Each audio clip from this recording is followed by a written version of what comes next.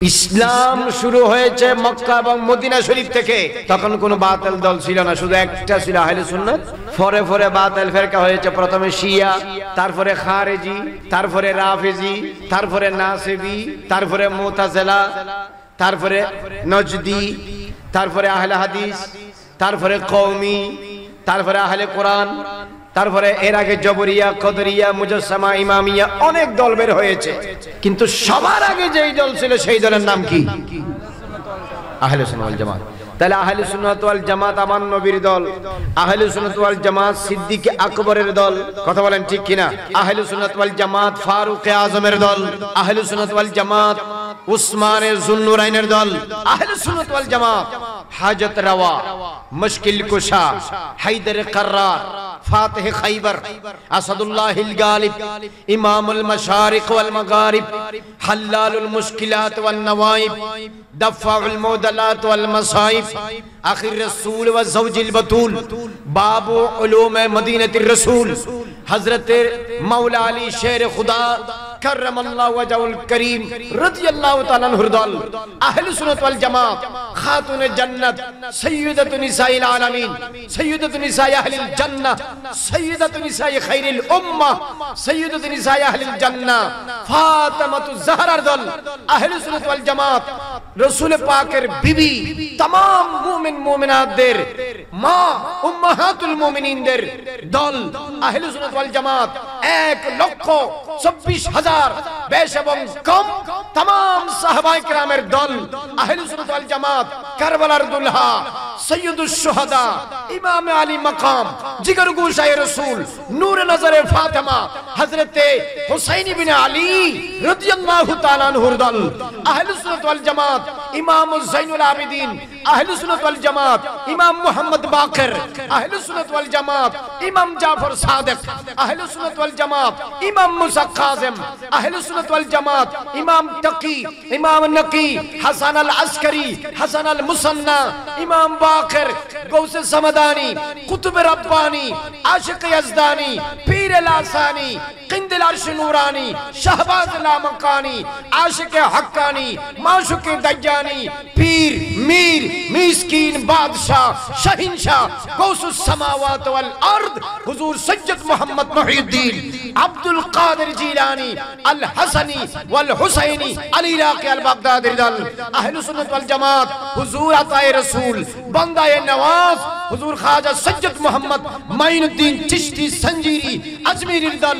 আহলে সুন্নাত ওয়াল জামাত বাহুদ্দিন নকশবন্দি, মুজাদ্দিদ আল বিসানি, দাদা আলী হাজমিরি, পীর মেহের আলী শাহ, যত তরিকা আছে কাদেরিয়া, চিশতিয়া, নকশবন্দিয়া, মুজাদ্দিদিয়া, সুহরওয়ার্দিয়া, সাবরিয়া, কলন্দরিয়া, ওয়াইসিয়া, করনিয়া, নিজামিয়া, শাহজালিয়া, রেফাইয়া, ভন্ডারিয়া, अब्बासिया, रज़विया, मुर्सिया, मसीसिया, अतराफो अनहाए अकनाफिल अर्द, अराउंड द वर्ल्ड, तमाम पृथ्वी व्यापी যত সালাসিলে বার হক সত্য দল আছে, সব দলের সব ইমামের সুলাহায়ে কেরাম, সুফিয়ায়ে কেরাম, ফুকাহায়ে কেরাম, মুহাদ্দিসিন কেরাম, মুফাসসিরিন ইজাম, ইমাম বুখারী, ইমাম মুসলিম, ইমাম তিরমিজি, ইমাম আবু দাউদ, ইমাম নাসাই, আহমদ বিন হাম্বল, ইমাম মালিক, ইমাম শাফিঈ, ইমামুল উম্মাহ, সিরাজুল আইম্মা, ইমামুল আযম আবু হানিফা,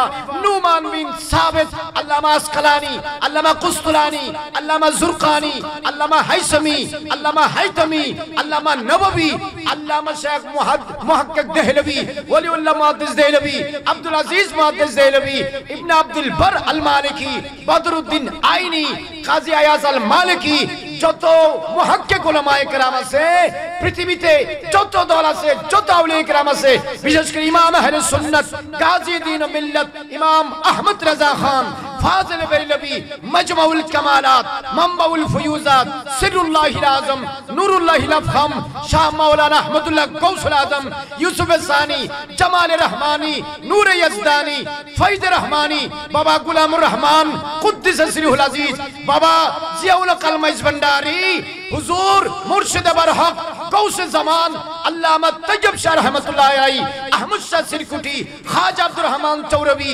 ওয়াইসুল করনি সানি, ফানাফিল মুস্তাফা, আশিক রাসূল, বিমার মুস্তাফা, ইমাম আহলে সুন্নাত, গাজীউদ্দিন মিল্লাত, আজিজুল হক আল কাদেরী, শের বাঙ্গালা, শাহ আমানত, শাহ ফরান, মখদুম শাহ, শাহজালাল ইয়ামানি, শাহ ফরান ইয়ামানি, পৃথিবীতে যত আল্লাহর ওলি, সাহাবায়ে কেরাম, তাবেঈন, তবে তাবেঈন, মুজতাহিদিন, আইম্মায়ে কেরাম, যারা আল্লাহকে রাজি করেছে, রাসূলের দরবারে কবুল হয়েছে, তাদের উসিলায় দোয়া করলে দোয়া কবুল হয়, মুশকিল আসান হয়, এমন মকবুল ব্যক্তিদের দল যারা সিরাতুল লাযিনা আনআমতা আলাইহিমের মিসদাক ছিলেন, এদের দল আহলুস সুন্নাত ওয়াল জামাত। জোরে জোরে বলুন সুবহানাল্লাহ। আহলুস সুন্নাত ওয়াল জামাত যাদের নাম বলেছি সকলের একটাই দল, নাম কি? তাহলে এদের দল শিয়া নয়, এদের দল রাফিজি নয়, এদের দল খারিজি নয়, এদের দল নাসিবি নয়, এদের দল তাবজিলি নয়, এদের দল আহলে কোরআন নয়, এদের দল আহলে হাদিস নয়, এদের দল সালাফি লা মাযহাবি নয়। অন্য যত বাতিল ফিরকা জবরিয়া, কদরিয়া, মুজাসসিমা, ইমামিয়া, এদের দল নয়।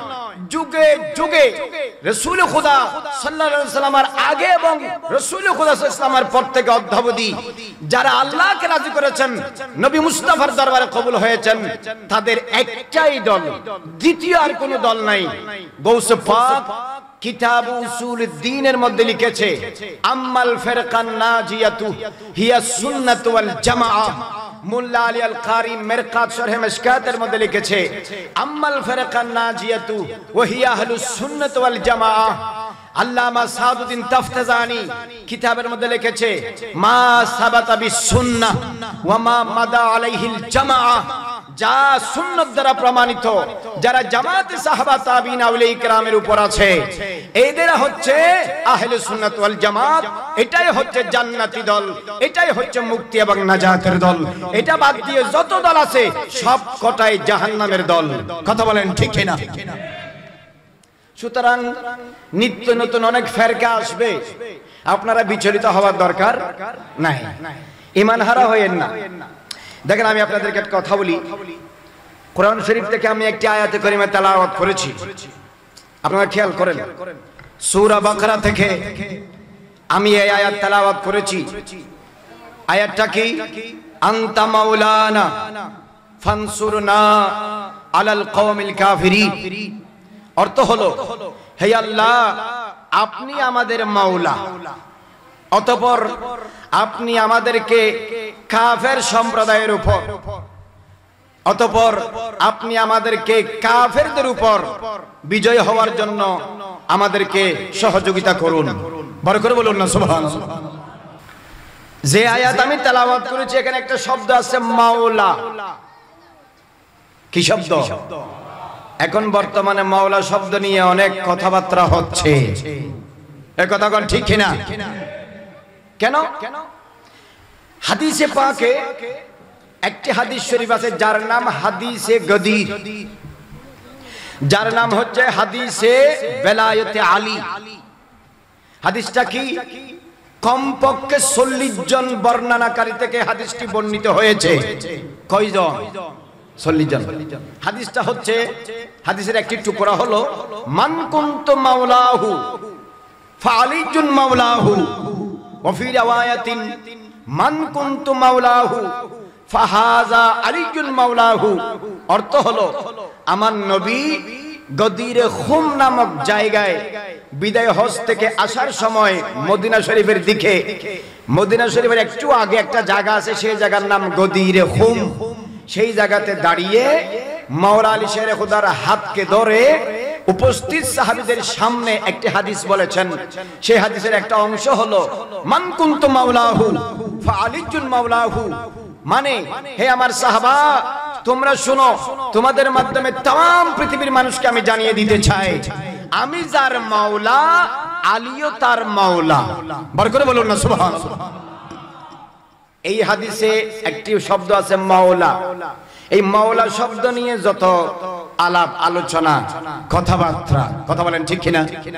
আজকে আমরা মাওলা শব্দের অর্থ জানবো, ধীরে ধীরে বিষয়বস্তুর দিকে আসবো। পবিত্র কোরআন শরীফে পবিত্র হাদিস শরীফে, আরবের সাহিত্যে, অভিধানে মাওলা শব্দের অনেক অর্থ পাওয়া যায়। আল্লামা ইবনুল আসির উনি ওনার কিতাব গরিবুল হাদিস ওয়াল আসরের মধ্যে লিখেছেন মাওলা শব্দের 17টি অর্থ আছে। কয়টা? বড় করে বলতে হবে। শব্দ কয়টা? শব্দ কয়টা? শব্দ কয়টা? কিন্তু অর্থ কয়টা? এবার চিন্তা করেন আরবি ভাষা কত বড়। একটি অর্থের 17টি, একটি শব্দের 17টি অর্থ। What? Just one. The meaning of it is 17. About 17. একটি শব্দের কমাস কম 17টি মানা। আল কামুসুল মুহিত আরবি অভিধানের মধ্যে লিখতেছে মাওলা শব্দের গুণে গুণে 21টি অর্থ। কয়টা? ওর কথা কয় না কেন? জীবনে আবার বাঁচলে আমি অথবা আপনি এই ওয়াজ শুনবেন, নাহলে আর শুনতে পারবেন না। আল্লামা ইমাম নববী ফাতাওয়ায়ে নববিয়ার মধ্যে লিখেছে আন্নাল মাওলা কাদ ওয়াকা আলা 16 মানান। শুনে রাখো মাওলা শব্দের 16টি অর্থ আছে। কয়টি? তাহলে একটি শব্দের কেউ বলেছেন 16টি অর্থ, একটি শব্দের কেউ বলেছেন 17টি অর্থ, একটি শব্দের কেউ বলেছেন 21টি অর্থ। কিতাব পড়লে অনেক আইম্মায়ে কেরাম, অভিধানবিদগণ আরো বেশি বলেছেন। মাওলা শব্দের একটি অর্থ হলো আল্লাহ, মাওলা শব্দের একটি অর্থ হলো মালিক, মাওলা শব্দের একটি অর্থ হলো সরদার, মাওলা শব্দের একটি অর্থ হলো মুঈন নাসির সাহায্যকারী, মাওলা শব্দের একটি অর্থ হলো জার প্রতিবেশী, মাওলা শব্দের একটি অর্থ হলো তাবে অনুসারী, মাওলা শব্দের একটি অর্থ হলো ইবনুল আম্মে চাচাতো ভাই, মাওলা শব্দের একটি অর্থ হলো মুনঈম ইহসান করনে ওয়ালা, মাওলা শব্দের একটি অর্থ হলো মুনআম আলাই যার উপর দয়া করা হয়, ইহসান করা হয়। মাওলা শব্দের একটি অর্থ হলো মুতিক যিনি গোলাম আজাদ করেন মানে মুনিব। মাওলা শব্দের একটি অর্থ হলো মুতাক মানে যাকে আজাদ করা হয়েছে, আজাদ সুদা গোলাম, আজাদকৃত গোলাম। মাওলা শব্দের আরেকটি অর্থ হলো শুধু গোলাম। মাওলা শব্দের আরেকটি অর্থ হলো শরীক পার্টনার অংশীদার। মাওলা শব্দের আরেকটি অর্থ হলো নজিল মেহমান। মাওলা শব্দের একটি অর্থ হলো মাহবুব প্রিয়। মাওলা শব্দের একটি অর্থ হলো ওলি বন্ধু। মাওলা শব্দের আরেকটি অর্থ হলো যে ব্যক্তির হাতে ইসলাম কবুল করেছে, যিনি ইসলাম কবুল করেছেন তার জন্য, যার হাতে ইসলাম কবুল করেছেন তিনি মাওলা। এই অর্থগুলো কিতাবের মধ্যে আরবি অভিধানের মধ্যে আছে। একটি মাওলার এতগুলো অর্থ। বড় করে বলুন সুবহানাল্লাহ। এগুলা কি পরে বলা যায় নাকি আন্তাজি বলা যায়? ও খোদার বান্দা খতা কেন হয়? আমি লেখাপড়া না করলে এগুলা কি বলতে পারতাম? তাহলে চিন্তা করেন, আপনাদেরকে বলার আগে আমি শিখে এসেছি। টাকা যে দিবেন এগুলা বেহুদা যাবে না, এগুলা গিরায় গিরায় লাগবে। শব্দ কয়টা? অর্থ কয়টা? ইংরেজিতে এরকম কোনো শব্দ নাই, বাংলাতে এরকম কোনো শব্দ নাই, আরবিতে আছে। এজন্য আরবি ভাষা সব ভাষা থেকে বড়, আরবি ভাষা সব ভাষা থেকে উঁচু। আরবি ভাষা জান্নাতীদের ভাষা, আরবি ভাষা নবীর ভাষা, আরবি ভাষা কোরআন এবং হাদিসের ভাষা। বড় করে বলুন সুবহানাল্লাহ। আমার ভাষা আপনারা বুঝতেছেন? নবুজলি নবুজির হ, বুঝলি বুজির হ। তখন সোর দিকে নমাতে তাই লিখে ঐক্য ন ঐক্য ন তুই ঐক্যে কথা মাঝখান দি ওয়াজ বুঝতেছেন? নবুজলি আরো হইবে না, বুঝে দিই মানে যতক্ষণ আছে ততক্ষণ বুঝে দিই। তাহলে মাওলা শব্দের এতগুলো অর্থ, তো একটি শব্দের যখন এতগুলো অর্থ থাকে, আপনি মনে চাইলে ইচ্ছা মতো অর্থ নিতে পারবেন না। এবারতের আয়াতের হাদিসের আগে পিছে ইশারা ইঙ্গিত চিন্তা করে যে আয়াত যে উদ্দেশ্যে নাজিল হয়েছে, যে হাদিস যেই কারণে রাসূল বলেছেন শানে নুজুল শানে উরুদ বিবেচনা করে এরপরে আপনাকে মুহাদ্দিসিন کرام মুফাসসিরিন کرام সুফিয়ান کرام মুজতাহিদ আইম্মা کرام বুজুর্গানে দ্বীন আউলিয়া کرام এরা যে অর্থ গ্রহণ করেছে, যে অর্থ নিলে আল্লাহও রাজি, যে অর্থ নিলে রাসূলও রাজি, যে অর্থ নিলে আপনার ঈমানও বাঁচবে, যে অর্থ নিলে আমার ঈমানও বাঁচবে, জেনে শুনে গবেষণা করে চিন্তা করে 17টি অর্থ থেকে যে অর্থ যেখানে প্রযোজ্য হয় সেই অর্থ সেখানে ব্যবহার করতে হয়। বড় করে বলুন না সুবহানাল্লাহ। শব্দ কয়টা? অর্থ কয়টা? আমি একটা একটা করে বলি নাই, কথা বলে না। এখন রাসূলুল্লাহ সাল্লাল্লাহু আলাইহি ওয়াসাল্লাম হাদিসে বলেছেন মান কুনতু মাওলাহু ফাআলিয়ুন মাওলাহু, আমি যার মাওলা আলী তার মাওলা। এখানে মাওলা অর্থ কি হবে? শিয়া যারা, রাফিজি যারা, যাদেরকে কোরআন সুন্নাহ মোতাবেক বাতিল দল বলা হয়, এরা মাওলা থেকে 4-5টা অর্থ বলে। কয়টা অর্থ? এক নাম্বার এরা বলে মাওলা তো খলিফা, 2 নম্বর এরা বলে মাওলা তো হাকিম, 3 নম্বর এরা বলে মাওলা তো মালিক, 4 নম্বর এরা বলে মাওলা তো ওয়াসি, 5 নম্বর এরা বলে মাওলা তো আউলা বিত তাসাররুফ। আহলুস সুন্নাত ওয়াল জামাতের উলামায়ে কেরাম যারা হক দলের মধ্যে আছেন, কোরআন হাদিস অনুসরণ করে গবেষণা করে 5টি অর্থের একটি অর্থ এই হাদিসে উল্লেখিত মাওলার জন্য প্রযোজ্য হয় না, মাওলার জন্য অন্য অর্থ প্রযোজ্য হয়, যেটা উলামায়ে আহলুস সুন্নাত গ্রহণ করেছেন। বড় করে বলুন না সুবহানাল্লাহ। পবিত্র কোরআন শরীফে 6666টি আয়াত আছে। আপনি যদি কোরআন শরীফ পড়েন দেখবেন কোরআন শরীফের বিভিন্ন জায়গায় মাওলা শব্দ ব্যবহার করেছেন কে? খোদার বান্দা খতানো হয়, কে করেছেন? কোরআন শরীফ কি আমার কথা না আল্লাহর কথা? আমি যে আয়াত তেলাওয়াত করেছি সেই আয়াত আল্লাহ পাক বলছেন আনতা মাওলানা, আল্লাহ আপনি আমাদের মাওলা। এখানে মাওলা মানে সাহায্যকারী, অথবা মাওলা মানে মালিক, অথবা মাওলা মানে অভিভাবক। আল্লাহ হাকিকতে আপনি আমাদের মাওলা, আপনি আমাদের হাকিকি মালিক, আপনি আমাদের হাকিকি মাওলা, আপনি আমাদের আসল সাহায্যকারী। কথা বলেন ঠিক কিনা? এই যে আমরা বলি ইয়্যাকা না'বুদু ওয়া ইয়্যাকা নাস্তাঈন, আপনারই ইবাদত করি আর আপনার কাছেই সাহায্য প্রার্থনা করি, কারণ পৃথিবীর সবার সবচেয়ে বড় এবং হাকিকি সাহায্যকারী কে? আল্লাহ। তাহলে মাওলা শব্দের এক অর্থ হচ্ছে সাহায্যকারী। কথা বলেন। মাওলা শব্দের একটি অর্থ কি? তাফসীরে তাবরীর মধ্যে, তাফসীরে কবীরের মধ্যে, তাফসীরে কুরতুবীর মধ্যে, তাফসীরে বাইজাবির মধ্যে, তাফসীরে খাজিনের মধ্যে, তাফসীরে নসফির মধ্যে, তাফসীরে আবু সাউদের মধ্যে, তাফসীরে জালালাইনের মধ্যে, তাফসীরে রুহুল মাআনির মধ্যে, অসংখ্য তাফসীরের মধ্যে এসেছে মাওলা শব্দের একটি অর্থ হলো মুঈন, নাসির, সাহায্যকারী। বড় করে বলুন না সুবহানাল্লাহ। তাহলে মাওলা শব্দের একটি অর্থ কি? সাহায্যকারী। যদি বলি আপনি আমার মাওলা, এটার অর্থ হবে আপনি আমার সাহায্যকারী, ইউ আর মাই হেল্পার।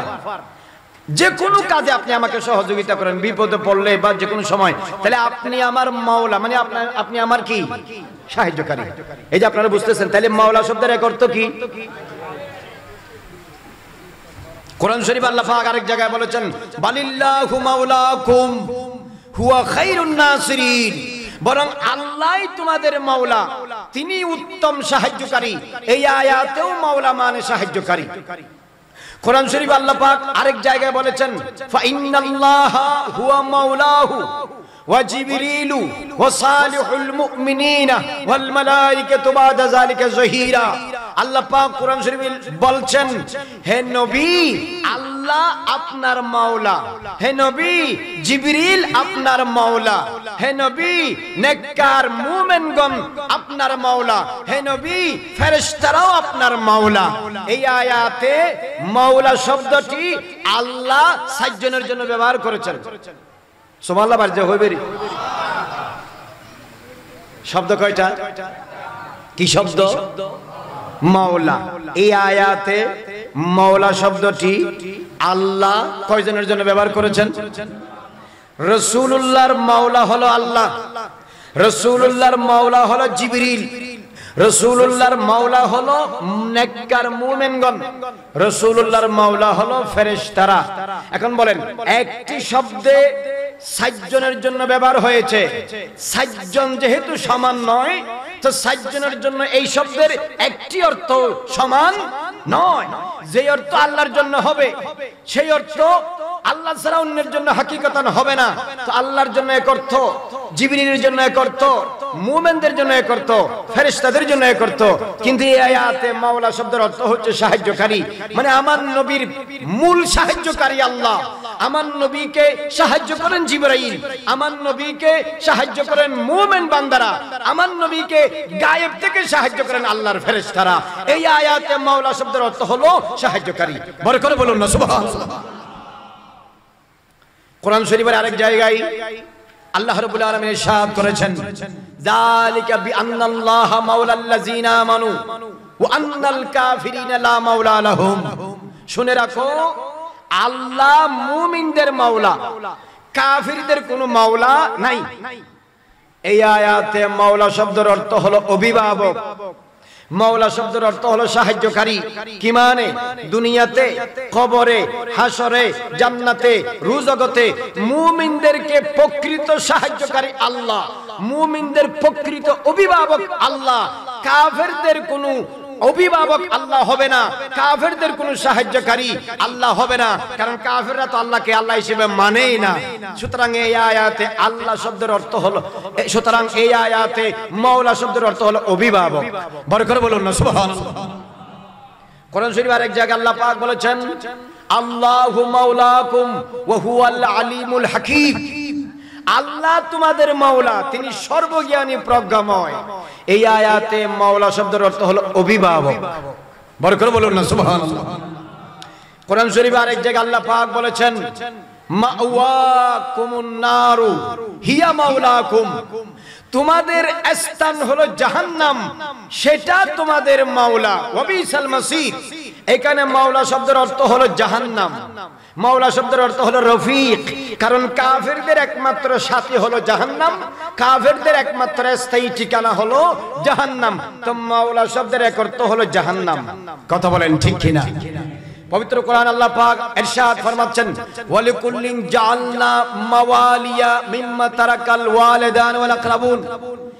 যে সমস্ত, কোরআন শরীফে আল্লাহ পাক বলছেন, মা বাবারা, নিকট আত্মীয়রা মৃত্যুর সময় যে সম্পদ রেখে যায়, সেই সম্পদ ভোগ করার জন্য আমি মাওয়ালি, মাওলা রেখেছি। এই আয়াতে মাওলা মানে উত্তরাধিকারী। মাওলা মানে কি? ধরেন আমি মারা গেলে আমার সম্পদের উত্তরাধিকার মালিক হবে আমার ছেলে, আমার বাবার সম্পদের মালিক হব আমি, আমার দাদার সম্পদের মালিক হয়েছে আমার বাবা। তো মৃত ব্যক্তি মারা গেলে তার রেখে যাওয়া সম্পদের যারা মালিক, ওয়ারিস বলি আমরা, ওয়ারাসা, এদেরকেও কোরআন শরীফে মাওলা বলা হয়েছে। তাহলে বোঝা যায় মাওলা শব্দের এক অর্থ হলো মৃত ব্যক্তির রেখে যাওয়া সম্পদের মালিক, মানে উত্তরাধিকারীগণ। বড় করে বলুন না সুবহানাল্লাহ। পবিত্র কোরআন আল্লাহ পাক ইরশাদ ফরমাচ্ছেন, ওয়া ইন্নী খিফতুল মাওয়ালিয়া মিন ওয়ারাই ওয়া কানাত ইমরাতি আকিরান। আল্লাহ পাক বলছেন এই আয়াতে, যে বলছেন আমি আমার পিছনের মাওয়ালিদেরকে ভয় করি। আমার স্ত্রী হচ্ছেন বানজা। এখানে মাওয়ালি মানি আকারিব, আত্মীয় স্বজন, ভাই বন্ধু দুস্থ। বুঝা গেল মাওলা শব্দের এক অর্থ হলো বন্ধু, ভাই, দুস্থ, নিকট আত্মীয়। বড় করে বলুন না সুবহানাল্লাহ। কোরআন শরীফ আল্লাহ পাক আরেকটা আয়াতে বলেছেন, দরাবাল্লাহু মাসালার রাজুলাইনি আহাদুহুমা আবকামু লা ইয়াকদিরু আলা শাইইন ওয়া হুয়া কাল্লুন আলা মাওলাহু। অর্থাৎ আল্লাহ পাক বলছেন, যেই গোলামরা মুনিবের কোনো কাজে আসে না, সেই গোলাম মুনিবের জন্য বোঝা। যেই গোলাম মুনিবের কোনো কাজে আসে না সেই গোলাম মুনিবের জন্য কি বোঝা। ধরেন আপনার একজন হেল্পার আছে, হ্যাঁ, আপনার হেল্পার আপনার পিএস আপনার কোনো কাজে আসে না, তা আপনি বলেন কিরে তুই তো নিয়োগ দিয়ে আমার বোঝা হলি, তুই তো কোনো কাজে লাগতেছিস না। কথা বলেন ঠিক কিনা? এই আয়াতে ওয়া হুয়া কাল্লুন আলা মাওলাহু, এখানে মাওলা মানে মুনিব। তাহলে যেই গোলাম মুনিবের কাজে আসে না সেই গোলাম মুনিবের জন্য বোঝা। তাহলে বোঝা যায় মাওলা শব্দের এক অর্থ হচ্ছে যিনি গোলাম তার মালিক। বড় করে বলুন না সুবহানাল্লাহ। পবিত্র কোরআন শরীফ আল্লাহ পাক ইরশাদ ফরমাচ্ছেন লাবিসাল মাওলা ওয়া লাবিসাল আশিক। ইমামে মুজাহিদ এখানে বলতেছে মাওলা মানে মূর্তি। মূর্তি কাফেররা মূর্তি পূজা করে না, ওরে কথা বলে না। মন্দিরের মধ্যে গির্জার মধ্যে এরা কি পূজা করে? মূর্তি। সেই মূর্তিকে কোরআন শরীফের এক জায়গায় বলা হয়েছে মাওলা। তাহলে মাওলা শব্দের এক অর্থ কি? মূর্তি। ওমা কথা বলে না। মাওলা শব্দের এক অর্থ কি? মূর্তি। কোরআন শরীফে আছে। কোরআন শরীফের আরেক আয়াতে আল্লাহ পাক ইরশাদ ফরমাচ্ছেন ইয়াউমা লা ইউগনি মাওলান আন মাওলান শাইয়া আই লা ইয়ানফাউ করিবুন আন করিবিন শাইয়ান, অর্থাৎ কিয়ামতের দিন এমন পরিস্থিতি হবে এক আত্মীয় আর এক আত্মীয়ের কাজে আসবে না, এক ব্যক্তি আরেক ব্যক্তির কাজে আসবে না। সেখানে নিকট আত্মীয় কাছের মানুষকে মাওলা বলা হয়েছে। বড় করে বলুন না সুবহানাল্লাহ। কোরআন শরীফে আল্লাহ পাক ইরশাদ ফরমাচ্ছেন যে ওয়া আলামু আন্নাল্লাহা মাওলাকুম নি'মাল মাওলা ওয়া নি'মান নাসীর। আপনারা পড়েন না খতমে খাজে গানে নি'মাল মাওলা ওয়া নি'মান নাসীর। ওয়া আলামু আন্নাল্লাহা মাওলাকুম, জেনে রাখো তোমাদের আসল মালিক আল্লাহ। নি'মাল মাওলা, তিনি উত্তম মালিক, ওয়া নি'মান নাসীর, তিনি উত্তম সাহায্যকারী। এই আয়াতে মাওলা মানে অভিভাবক, মালিক কে? আল্লাহ। কোরআন শরীফে আল্লাহ পাক বলেছেন ওয়াতাসিমু বিল্লাহি হুয়া মাওলাকুম ফানি'মাল মাওলা ওয়া নি'মান নাসীর। আল্লাহর রজ্জুকে, আল্লাহকে মজবুত ভাবে ধরো, তিনি তোমাদের হাকিকি মাওলা। এই আয়াতে মাওলা মানে আল্লাহ। বড় করে বলুন না সুবহানাল্লাহ। কোরআন শরীফের আরেক জায়গায় আছে সুম্মা রুদ্দুহুম ইলাল্লাহি মাওলাহুমুল হক, অতঃপর তাদেরকে হাকিকি মাওলা আল্লাহর দিকে ফিরিয়ে দাও। এই আয়াতে মাওলা মানে আল্লাহ। তো পবিত্র কোরআন শরীফে মাওলা শব্দটি বিভিন্ন আয়াতে ব্যবহার হয়েছে। সব জায়গায় মাওলা শব্দের অর্থ এক নয়, স্থানকাল পাত্র ভেদে মাওলার অর্থ ভিন্ন ভিন্ন হয়ে থাকে। বড় করে বলুন না সুবহানাল্লাহ। এবার আসেন হাদিস শরীফে। আমার নবী ইরশাদ ফরমাচ্ছেন মাওলাল কওম মিন আনফুসিহিম, সহিহ বুখারী শরীফ।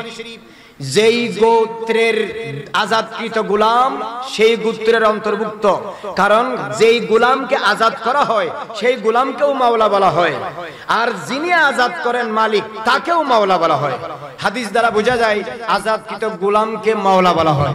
এরপরে হাদিসে পাকে আছে কানা সালেমুন মাওলা আবি হুযাইফা, হযরত আবু হুযাইফা রাদিয়াল্লাহু তাআলা আনহুর আজাদকৃত গোলামকে হাদিসে মাওলা বলা হয়েছে। আপনারা একজন সাহাবীর নাম জানেন, ওনার নাম হচ্ছে হযরত বেলাল হাবশী রাদিয়াল্লাহু তাআলা আনহু, যিনি মসজিদে নববীতে আযান দিতেন, মুয়াজ্জিন ছিলেন।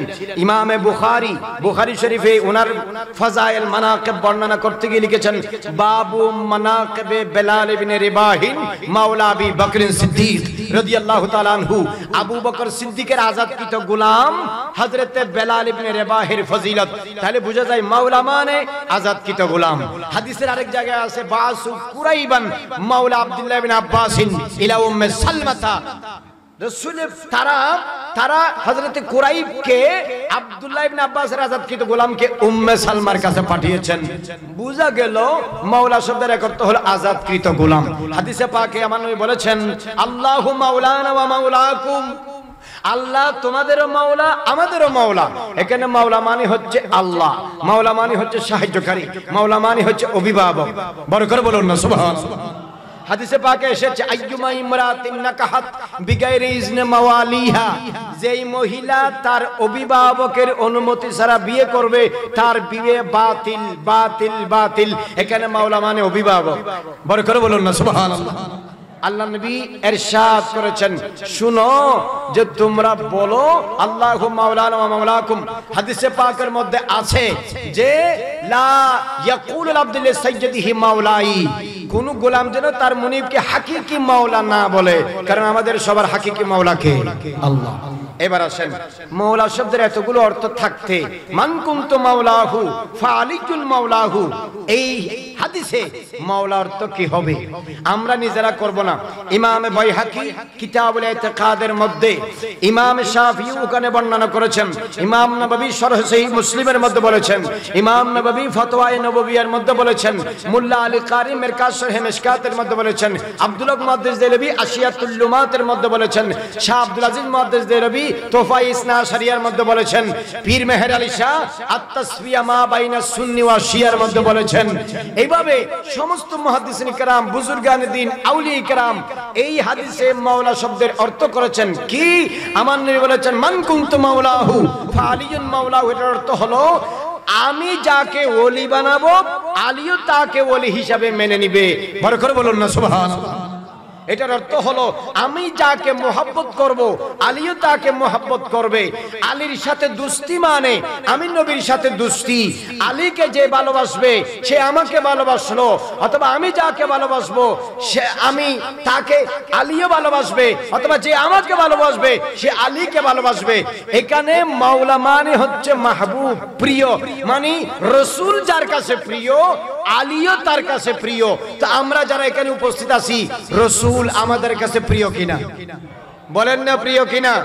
তো আমরা যারা রাসূল আমাদের কাছে প্রিয়, তো মুশকিল কুশা হাজত রওয়া আলী কাররামাল্লাহু ওয়াজহুল করিম আমাদের প্রিয়, আমাদের মাহবুব, আমাদের আকা। এই জন্য আমরা আলীকে মাওলা আলী বলি। এটার অর্থ এই নয় যে রাসূলের ইন্তেকালের পরে আবু বকর সিদ্দিককে বাদ দিয়ে, ওমর ফারুককে বাদ দিয়ে, উসমানে গনিকে বাদ দিয়ে আলী ডাইরেক্ট খলিফা হবে, খলিফা বেলা ফসল হবে, এই অর্থ কখনো নয়। এখানে মাওলা মানে খলিফা নয়, মাওলা মানে আউলা বিত্তাসাররুফ নয়, মাওলা মানে হাকিম নয়, মাওলা মানে মালিক নয়, মাওলা মানে ওয়াসি নয়, মাওলা মানে ওয়ালি নয়, বরঞ্চ এখানে মাওলা মানে ওলি। মান কুনতু ওলিয়ুহু ফাইন্না আলিয়ান ওলিয়ুহু। আর হাদিসে আমার নবী বলেছেন আমি যার ওলি আলীও তার ওলি, আমি যার বন্ধু আলীও তার বন্ধু।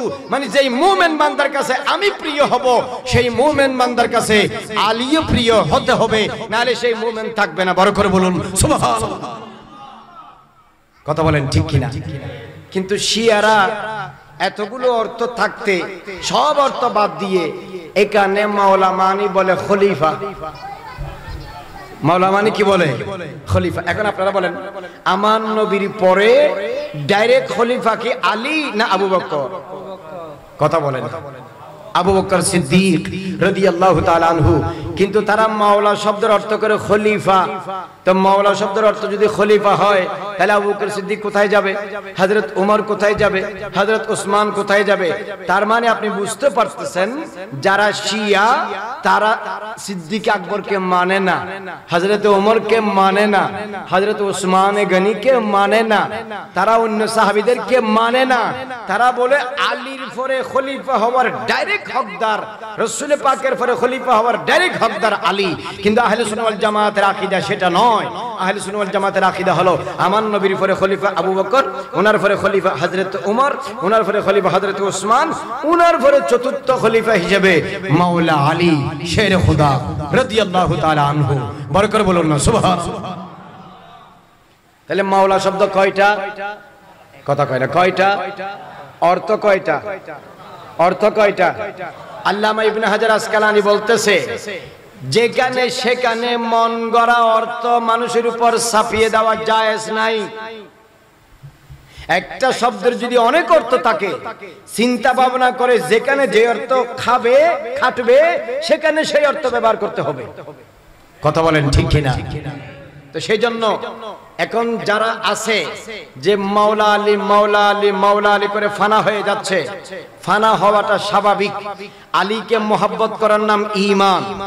হযরত ফাতেমাতুজ জাহরা রাদিয়াল্লাহু তাআলা আনহাকে মোহাব্বত করার নাম ঈমান। ইমাম আলী মাকাম হাসান আল মুজতবা রাদিয়াল্লাহু তাআলা আনকে মোহাব্বত করার নাম ঈমান। ইমাম হুসাইনকে মোহাব্বত করার নাম ঈমান।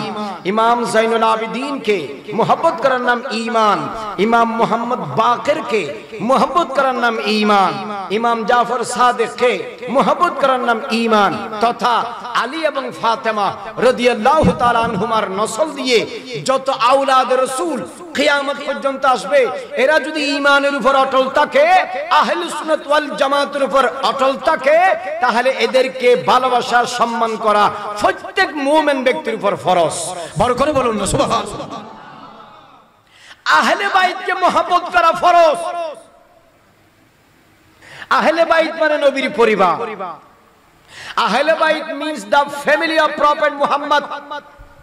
दुनिया की किसी की घर का नाम अहले बैत नहीं।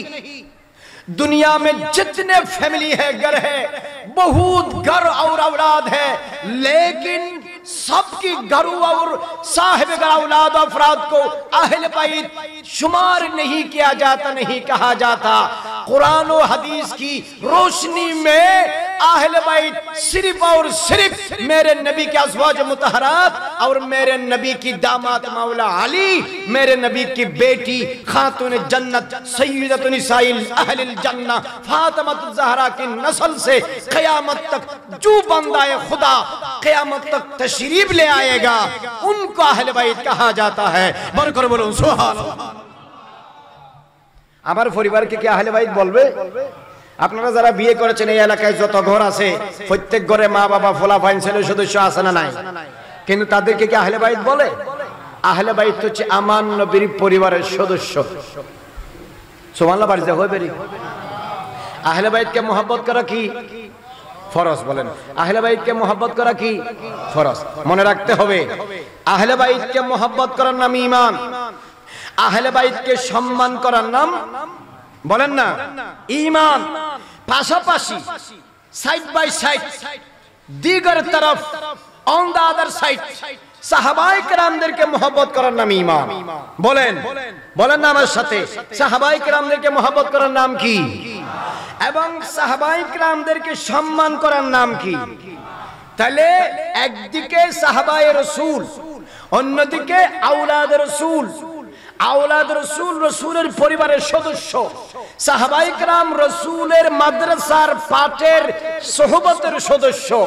সাহাবীরা পৃথিবীর বুকে নিঃসন্দেহে নবীদের পরে শ্রেষ্ঠ জান্নাতি দল। আহলে বাইত নিঃসন্দেহে কোরআন সুন্নাহ মোতাবেক জান্নাতের সরদার, জান্নাতি দল। একটা প্লেনের যেমন দুইটি ডানা থাকে, দুইটি ডানাতে যেমন দুইটা ইঞ্জিন থাকে, একটা ইঞ্জিন নষ্ট হলে যেমন যাত্রীরা মারা যাওয়ার সম্ভাবনা থাকে, ঠিক তদ্রূপভাবে একজন মুমিনের দুইটি ডানা, এক ডানাতে যদি সাহাবী রাসূল থাকে, আরেক ডানাতে আওলাদ রাসূল থাকবে। সাহাবী রাসূলকে বাদ দিলে যেমন মুমিন হওয়া যায় না, খারিজি এবং নাসিবী হওয়া যায়, আর সাহাবী রাসূলকে বাদ দিলে যেমন মুমিন হওয়া যায় না, শিয়া এবং রাফিজি হওয়া যায়, আহলে বাইত আওলাদ রাসূলকে বাদ দিলেও মুমিন হওয়া যায় না, খারিজি এবং নাসিবী হওয়া যায়। শিয়া আর রাফিজরাও বাতিল, খারিজি আর নাসিবীরাও বাতিল। জান্নাতি কারা? হক কারা? হক হলো আহলে সুন্নাত ওয়াল জামাত। এরা কারা? যারা সাহাবীদেরকেও ভালোবাসে, সম্মান করে, আহলে বাইতদেরকেও ভালোবাসে, সম্মান করে। বার করে বলুন না সুবহানাল্লাহ। কথা বলেন ঠিক কিনা? 1,24,000 বেশক কম আমার নবীর तमाम সাহাবীদেরকে সম্মান করার নাম ঈমান। কথা বলেন ঠিক কিনা? এখন আপনি বলেন, আপনি জীবনে চলতে গেলে মানুষের সাথে মানুষের তর্ক বিতর্ক হয় কিনা? ঝগড়া বিবাদ হয় কিনা? ধাক্কা ধাক্কি হয় কিনা? বাড়াবাড়ি হয় কিনা? মারামারি হয় কিনা? কাটাকাটি হয় কিনা? বিভিন্ন অনাকাঙ্ক্ষিত ঘটনা হয় কিনা? সাহাবীদের মাঝেও হয়েছে, কিন্তু আপনি বিচার করতে পারবেন না। আপনার কাছে বিচার করার অথরিটি, এখতিয়ার, ইজাজত, পারমিশন কোরআন সুন্নাহ শরীয়ত আপনাকে দেয় নাই। আপনার মা বাবার মাঝখানে যদি ঝগড়া বিবাদ হয়, আপনি কি বাবার পক্ষ নিয়ে মায়ের গালে একটা মার দিবেন? আপনি কি মায়ের পক্ষ নিয়ে বাবাকে ঘর থেকে বের করে দিবেন? আমাদের দেশে অনেক ছেলে আছে শিক্ষিত, যারা মায়ের পক্ষ নিয়ে বাবাকে ঘর থেকে বাইর করে দেয়, বাবার পক্ষ নিয়ে মাকে ঘর থেকে বের করে দেয়। অনেক সময় তো বউয়ের পক্ষ নিয়ে মা বাপকে বৃদ্ধাশ্রমে ফাটিয়ে দেয়। এই কথা কোন ঠিক কিনা? এগুলা শিক্ষিত না, এগুলো কুলাঙ্গার। মনে রাখবেন, সরকারি মাল বেশি লুট করে কিছু শিক্ষিত, কথা কোন ঠিক কিনা? আর মা বাবা বৃদ্ধাশ্রমে যারা আছে, সবচেয়ে বেশি মা বাবা যাদের আছে তারা শিক্ষিত, কথা কোন ঠিক কিনা? যারা সিএনজি চালায়, যারা ভ্যান চালায়, যারা মাটি কাটে, যারা তরকারি বিক্রি করে, যারা ফুটপাতে ব্যবসা করে, যারা দিনমজুর, তারা সবকিছু ত্যাগ দিবে, কিন্তু মা বাবার সাথে কোনোদিন বেয়াদবি করে না। নিজে না খাইয়া মা বাবাকে খাওয়ায়, নিজে বাইরে থেকে মা বাবাকে রাখে। শীতে, গ্রীষ্ম, বর্ষা, হেমন্তে, শরৎকালে, গরমকালে সব সময় মা বাবার খোঁজ রাখে। যৌবনকালে, বৃদ্ধকালে মা বাবার সেবা করে। কিন্তু বেশি শিক্ষিত হয়ে গেলে এদের মা বাবা ঘরে জায়গা পায় না। বেশি শিক্ষিত হয়ে গেলে এদের ভিতরে দিন ধর্ম, আল্লাহ রাসূল জায়গা পায় না। এদের ভিতরে তাকে দুনিয়া, গাড়ি বাড়ি, হারাম, সুদ আর ঘুষের টাকা আরামায়েশ। আর এদের ভিতরে তাকে বউয়ের ভালোবাসা, এদের ভিতরে তাকে সমাজের অপকর্মর চিন্তা, মা বাবার ভালোবাসা এদের ভিতরে জায়গা পায় না। বেশি শিক্ষিতর মা বাবা বৃদ্ধাশ্রমে, বেশি শিক্ষিতর ব্যাংকে জনগণের লুটের টাকা, কথা বলেন ঠিক কিনা? এই জন্য শিক্ষিত হওয়ার চেয়ে আদর্শবান হওয়া জরুরি। শিক্ষিত হওয়ার চেয়ে বিবেকওয়ালা হওয়া, বলেন না, জরুরি। এই জন্য কিতাবে আছে, আদিবু আওলাদাকুম সালাসাতা খিসাল, তোমরা তোমাদের ছেলেদেরকে তিনটা জিনিস শিক্ষা দাও। এক, হুব্বান নবিয়িকুম, তোমাদের নবীর ভালোবাসা শিক্ষা দাও। দুই, তেলাওয়াতুল কোরআন, কোরআনের তেলাওয়াত শিক্ষা দাও। তিন, ওয়া হুব্বা আহলিল বাইত, আমার নবীর পরিবারের আহলে বাইতের সদস্যদের মহব্বত শিক্ষা দাও। বড় করে বলুন না সুবহানাল্লাহ। এই জন্য কবিরা গুনাহ থেকে দূরে থাকতে হবে। সগীরা গুনাহ বারবার করা যাবে না। যারা কবিরা গুনাহ করে তারা ফাসিক। তারা কি? ফাসিক। যারা প্রকাশ্যে কবিরা গুনাহ বারবার করে তারা ফাজের। তারা কি? ফাজের। ফাসিকের বহুবচন ফুসাক, ফাজেরের বহুবচন ফুজ্জার। কোরআন শরীফে আল্লাহ পাক বলেছেন, ওয়া ইন্নাল আবরারা লাফি নাঈম ওয়া ইন্নাল ফুজ্জারা লাফি জাহিম। এইজন্য প্রকাশ্যে যেই ব্যক্তি কবিরা গুনাহ করে, ফাসিকে মুলঈন, সে বারবার করলে তার পিছনে জামাতে নামাজ পড়া জায়েজ নাই। কবিরা গুনাহ যিনি করে তাকে বলে ফাসিক। কাকে কি বলে? মিথ্যা কথা বলা কবিরা গুনাহ বলে। মিথ্যা কথা বলা কবিরা গুনাহ। গীবত করা কবিরা গুনাহ। ওয়াদা খেলাফ করা, কথায় কথায় গালিগালাজ করা, চুগলখুরি করা, পর্দার খেলাফ চলা, জানা ব্যভিচার করা, গালিগালাজ করা, জাদু টুনা করা, হত্যা করা, ঠিক টাইমে যথাযথভাবে নামাজ আদায় না করা, ইচ্ছাকৃতভাবে নামাজ কাজা করা, আমানতের খিয়ানত করা, মা বাবার সাথে বেয়াদবি করা, ভাই বোনের হক মেরে খেয়ে দেওয়া, আত্মীয় স্বজনের হক মেরে দেওয়া, ওজনে কম দেওয়া, দুই নম্বর জিনিসকে এক নম্বর জিনিস বলে চালিয়ে দেওয়া, সব কি? আর কথা কয় না, সব কি? তো কবিরা গুনাহ প্রকাশ্যে যিনি করে সে ফাসিক। কিসেক? ফাসিক ব্যক্তি বারবার যেই কাজ প্রকাশ্যে করলে তাকে আরেকটু সিনিয়র সম্মানের সাথে বলা হয় ফাজের। তাহলে ফাজের ফাসিক থেকে এক ক্লাস বড়, কথা বলেন ঠিক কিনা? এই জন্য মনে রাখতে হবে, কবিরা গুনাহ করলে নিশ্চিত জাহান্নামে যাবে। এই জন্য মৃত্যুর আগে কবিরা গুনাহ যারা করেছে অবশ্যই তওবা করতে হবে। তওবা না করে আল্লাহ পাক যদি মাফ না করে ডাইরেক্ট জাহান্নামে যাবে। কথা বলেন ঠিক কিনা? হযরত আমির মুআবিয়া রাদিয়াল্লাহু তাআলা আনহু, ওনার বাবার নাম আবু সুফিয়ান, ওনার মার নাম হিন্দা। এরা 10ম হিজরিতে ইসলাম কবুল করেছেন। কোন হিজরিতে? 10ম হিজরি। আমার নবী বিদায় হজ্জের মক্কা বিজয়ের সময় এরা ইসলাম কবুল করেছেন। মক্কা বিজয় হয়েছে 8ম হিজরিতে। তা আমার নবী ইন্তেকাল করেছেন 11 হিজরিতে। তাহলে 8ম হিজরির রমজান থেকে 9ম হিজরির রমজান 1 বছর, 9ম হিজরির রমজান থেকে 10ম হিজরির রমজান আরেক বছর। কয় বছর হলো? তাহলে রমজান রমজানের পরে শাওয়াল, জিলকদ, জিলহজ, মুহররম, সফর, রবিউল আউয়াল। কয় মাস? ও কথা কেন হয়? কয় মাস? তাহলে 2 বছর 6 মাস। আমার নবীর ইন্তেকালের 2 বছর 6 মাস আগে আমিরে মুয়াবিয়া ইসলাম কবুল করেছে। আমিরে মুয়াবিয়ার বাবা আবু সুফিয়ান ইসলাম কবুল করেছে। আমিরে মুয়াবিয়ার মা হিন্দা ইসলাম কবুল করেছে। মনে রাখতে হবে, ইসলাম কবুল করার কারণে আগের সমস্ত গুনাহ আল্লাহ পাক কি করে দেয়? কথা বলে না, কি করে দেয়?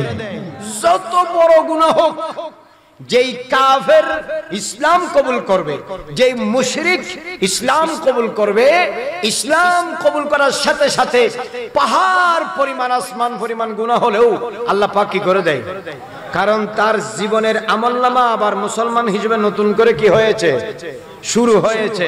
ধরেন আপনি 70 বছর হায়াত পেয়েছেন, 69 বছর পর্যন্ত কাফের ছিলেন, 1 বছর আগে আপনি ইসলাম কবুল করেছেন, তাহলে আপনার হিসাব হবে কয় বছরের?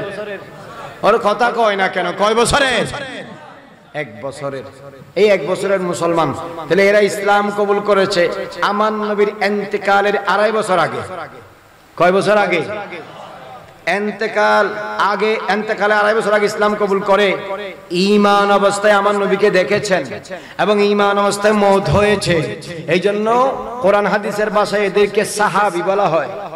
মান লাকিয়ান নবী সাল্লাল্লাহু আলাইহি ওয়াসাল্লাম মুমিনান বিহি ওয়া মাতা আলাল ইসলাম, যে ব্যক্তি ঈমান অবস্থায় আমার নবীর জিয়ারত করেছেন, দেখেছেন এবং ঈমান অবস্থায় তার মওত হয়েছে, তাকে সাহাবী বলে। বড় করে বলুন না সুবহানাল্লাহ। আমিরে মুয়াবিয়া সাহাবী, এতে কোনো সন্দেহ বলে না, এতে কোনো সন্দেহ নাই। এটা নিয়ে যারা সন্দেহ করে এরা হচ্ছে শিয়া। আপনাদেরকে একটা কথা বলি, ভালো করে মনে রাখবেন। আহলে বাইতের মুহাব্বতের নামে ওনার আওয়াজ শুনতে লাগুন না, খনা খনা ন শুনতে লাগুন না, কেন আত্মান তুলন চাই মাশাআল্লাহ ব্যাগুনো ফোনের কেন যারা যারা শুনতে লাগুন দুইয়াটা কেন তুলি দেখুন চাই জোর জবরদস্তি তোলাম হইতো না, মনে না সারি ফোন তলে ঢুকে রাখো এনে আয় কই যদি বা লাগা দুই মন তুলি রাখো চাই কেন ওয়াজ শুনতে লাগুন না। কিয়ামতের দিন মুখ বন্ধ থাকবে, হাতে কি দিবে? আরে কথা কয় না, হাতে কি দিবে? এই 2 হাত যে আপনারা তুলেছেন নবীর মাহফিলে এসে, কিয়ামতের দিন সব সাক্ষীর সাথে সাথে এই 2 হাত এই সাক্ষীও দেবে নিশির রাত পর্যন্ত মাওলা আলী, ফাতেমাতুজ জাহরা, ইমামে হাসান, ইমামে হুসাইনের মুহাব্বতে, আহলে বাইত আওলাদ রাসূলের মুহাব্বতে, সাহাবায়ে কিরামের মুহাব্বতে আমরা নিশির রাত পর্যন্ত মাহফিলে উপস্থিত ছিলাম। কারণ আর কোনো উদ্দেশ্য নয়, আল্লাহ এবং আল্লাহর রাসূল, আল্লাহর রাসূলের সন্তুষ্টি অর্জনের জন্য। বড় করে বলুন না সুবহানাল্লাহ। এই হাত সাক্ষী দিবে কি দিবে না? চুরি করলি এনজেলে সাক্ষী দিব, মাহফিলত আত্তুল্লু ইয়ান সাক্ষী ন দিব, নাকি আতে ঘুষ খাই ফানলা, গালে ঘুষ খাই আতে না খায়, এতলা কি আমাদের দিন গাল কিটা আবি। তো শুনেন, যারা সাহাবায়ে কেরাম, যারা আহলে বাইতের মুহাব্বতের নামে, যারা আহলে বাইতের মুহাব্বতের নামে ভিতরে ভিতরে সাহাবীদের বিদ্বেষ রাখে, আবার বলি, দাবি করে আমি আলীকে মুহাব্বত করি, দাবি করে আমি ফাতেমার পাগল, দাবি করে আমি মাওলা হাসানের পাগল, দাবি করে আমি মাওলা হুসাইনের পাগল। পাগল হওয়া তো ঈমানের দাবি, মুহাব্বত তো করতে হবে, না করলে তো ঈমান থাকবে না। মুমিন থাকতে হলে, ঈমান রাখতে হলে নবীর আওলাদদেরকে পৃথিবীর সব পরিবার থেকে বেশি মুহাব্বত করতে হবে। আবু বকর সিদ্দিক রাদিয়াল্লাহু তাআলা বলছেন, লা কারাবাতু আলে মুহাম্মাদিন সাল্লাল্লাহু আলাইহি ওয়াসাল্লাম আহাব্বু ইলাইয়া মিন আন আসিলা আহলে বাইতি। আমি আমার পরিবারের চেয়ে আমি আবু বকর সিদ্দিকের কাছে নবীর পরিবার সবচেয়ে বেশি প্রিয়। বড় করে বলুন না সুবহানাল্লাহ। একজন মুমিনের কাছে নিজের নাতির চেয়ে রাসূলের নাতি বেশি প্রিয় হতে হবে, নিজের ছেলের চেয়ে রাসূলের চেয়ে বেশি প্রিয় হতে হবে, নিজের মা বাবার চেয়ে রাসূল বেশি প্রিয় হতে হবে, তখন সেই মুমিন হতে পারবে। কথা বলেন ঠিক কি না? কিন্তু এখানে একটা কথা আছে, আহলে বাইতের মুহাব্বতের নামে যারা সাহাবীদের সাথে দুশমনি রাখে তারা আহলে সুন্নাত ওয়াল জামাত নয়। এখানে হচ্ছে সমস্যা, এটা বুঝতে হবে। ধরেন আমরা সুন্নিরা বলি, আহলে সুন্নাত ওয়াল জামাত আমরা বলি আমরা নবীর আওলাদদেরকে কি করি, কথা বলেন, মোহাব্বত করি। কিন্তু এরকম অনেক মোহাব্বতের দাবিদার আমাদের ভিতরে ভিতরে ঢুকে আমাদেরকে সময়ে সময়ে একটা ডোজ দেয়। এটা কি, কখনো আবু বকর সিদ্দিকের বদনাম করে, কখনো ওমর ফারুকের বদনাম করে, কখনো উসমানের বদনাম করে, কখনো আমির মুয়াবিয়ার বদনাম করে, কখনো অন্য সাহাবীর বদনাম করে। কিন্তু দেখবেন সব সময় আহলে বাইতের জন্য পাগল। আহলে বাইতের জন্য পাগল হওয়া খারাপ কিছু না, নাজায়েজ কিছু না, এটা অবৈধ নয়, এটা হচ্ছে সবচেয়ে উত্তম কাজ। সমস্যা কোথায়? লেভেল আহলে বাইতের মুহাব্বতের দুশমনি ভিতরে ভিতরে সাহাবী রাসূলের কথা তো সেরকম ছিল না। কথা ছিল আওলাদ রাসূলকেও ভালোবাসবে, সাহাবী রাসূলকেও ভালোবাসবে, আওলাদ রাসূলকেও সম্মান করবে, আসহাবে রাসূলকেও সম্মান করবে। এখন দাবি দিচ্ছে আওলাদ রাসূলকে ভালোবাসি, তলে তলে প্রচার করতেছে সাহাবী রাসূলের দুশমনি। এরা আহলে সুন্নাত ওয়াল জামাত নয়, এরা শিয়া এবং রাফেজি। কথা বলেন ঠিক কিনা? এদেরকে কি বলে? শিয়া এবং রাফেজি। রাফেজি এদেরকে আহলে সুন্নাত ওয়াল জামাত নয়। আপনারা তাদের দলে যাবেন, দুনিয়াও বরবাদ, আখিরাতও বরবাদ। আরেক দল আছে যারা সাহাবীদেরকে মুহাব্বতের নামে, কাদেরকে?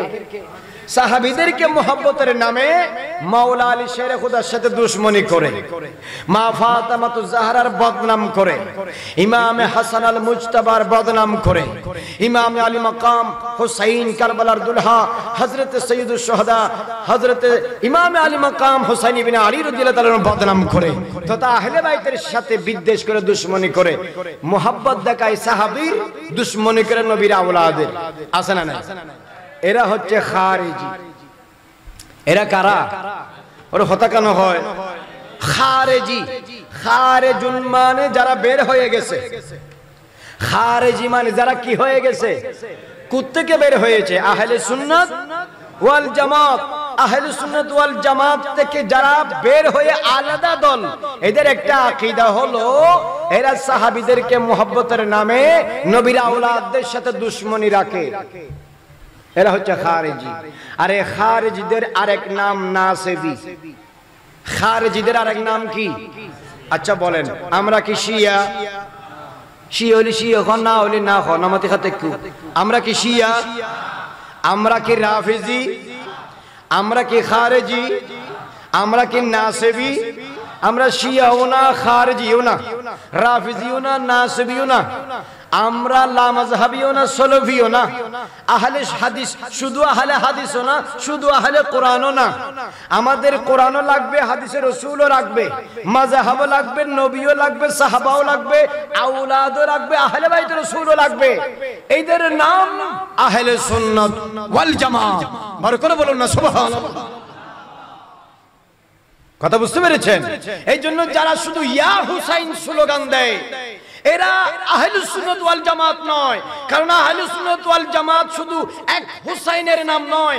আহলুস সুন্নাত ওয়াল জামাত হুসাইনের আগে হুসাইনের বড় ভাই ইমামে হাসানেরও নাম। কথা বলেন ঠিক কিনা? এই জন্য স্লোগান শুধু ইয়া হুসাইন দিলে বুঝতে হবে এরা আহলুস সুন্নাত ওয়াল জামাত নয়। আহলুস সুন্নাত ওয়াল জামাতের স্লোগান হলো ইয়া আলী, ইয়া ফাতেমা, ইয়া হাসান, ইয়া হুসাইন। আহলুস সুন্নাত ওয়াল জামাতের স্লোগানের মধ্যে হাসান থাকবে, হুসাইন থাকবে। শিয়াদের স্লোগানের মধ্যে শুধু হুসাইন থাকে আর হাসান নাই। কথা বলেন ঠিক কিনা?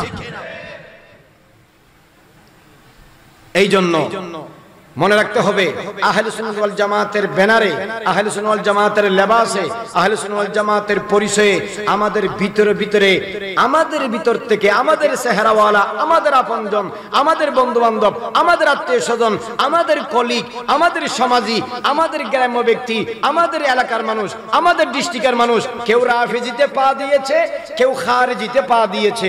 বুঝতে পারতেছে না কোনটা আহলে সুন্নাত ওয়াল জামাত।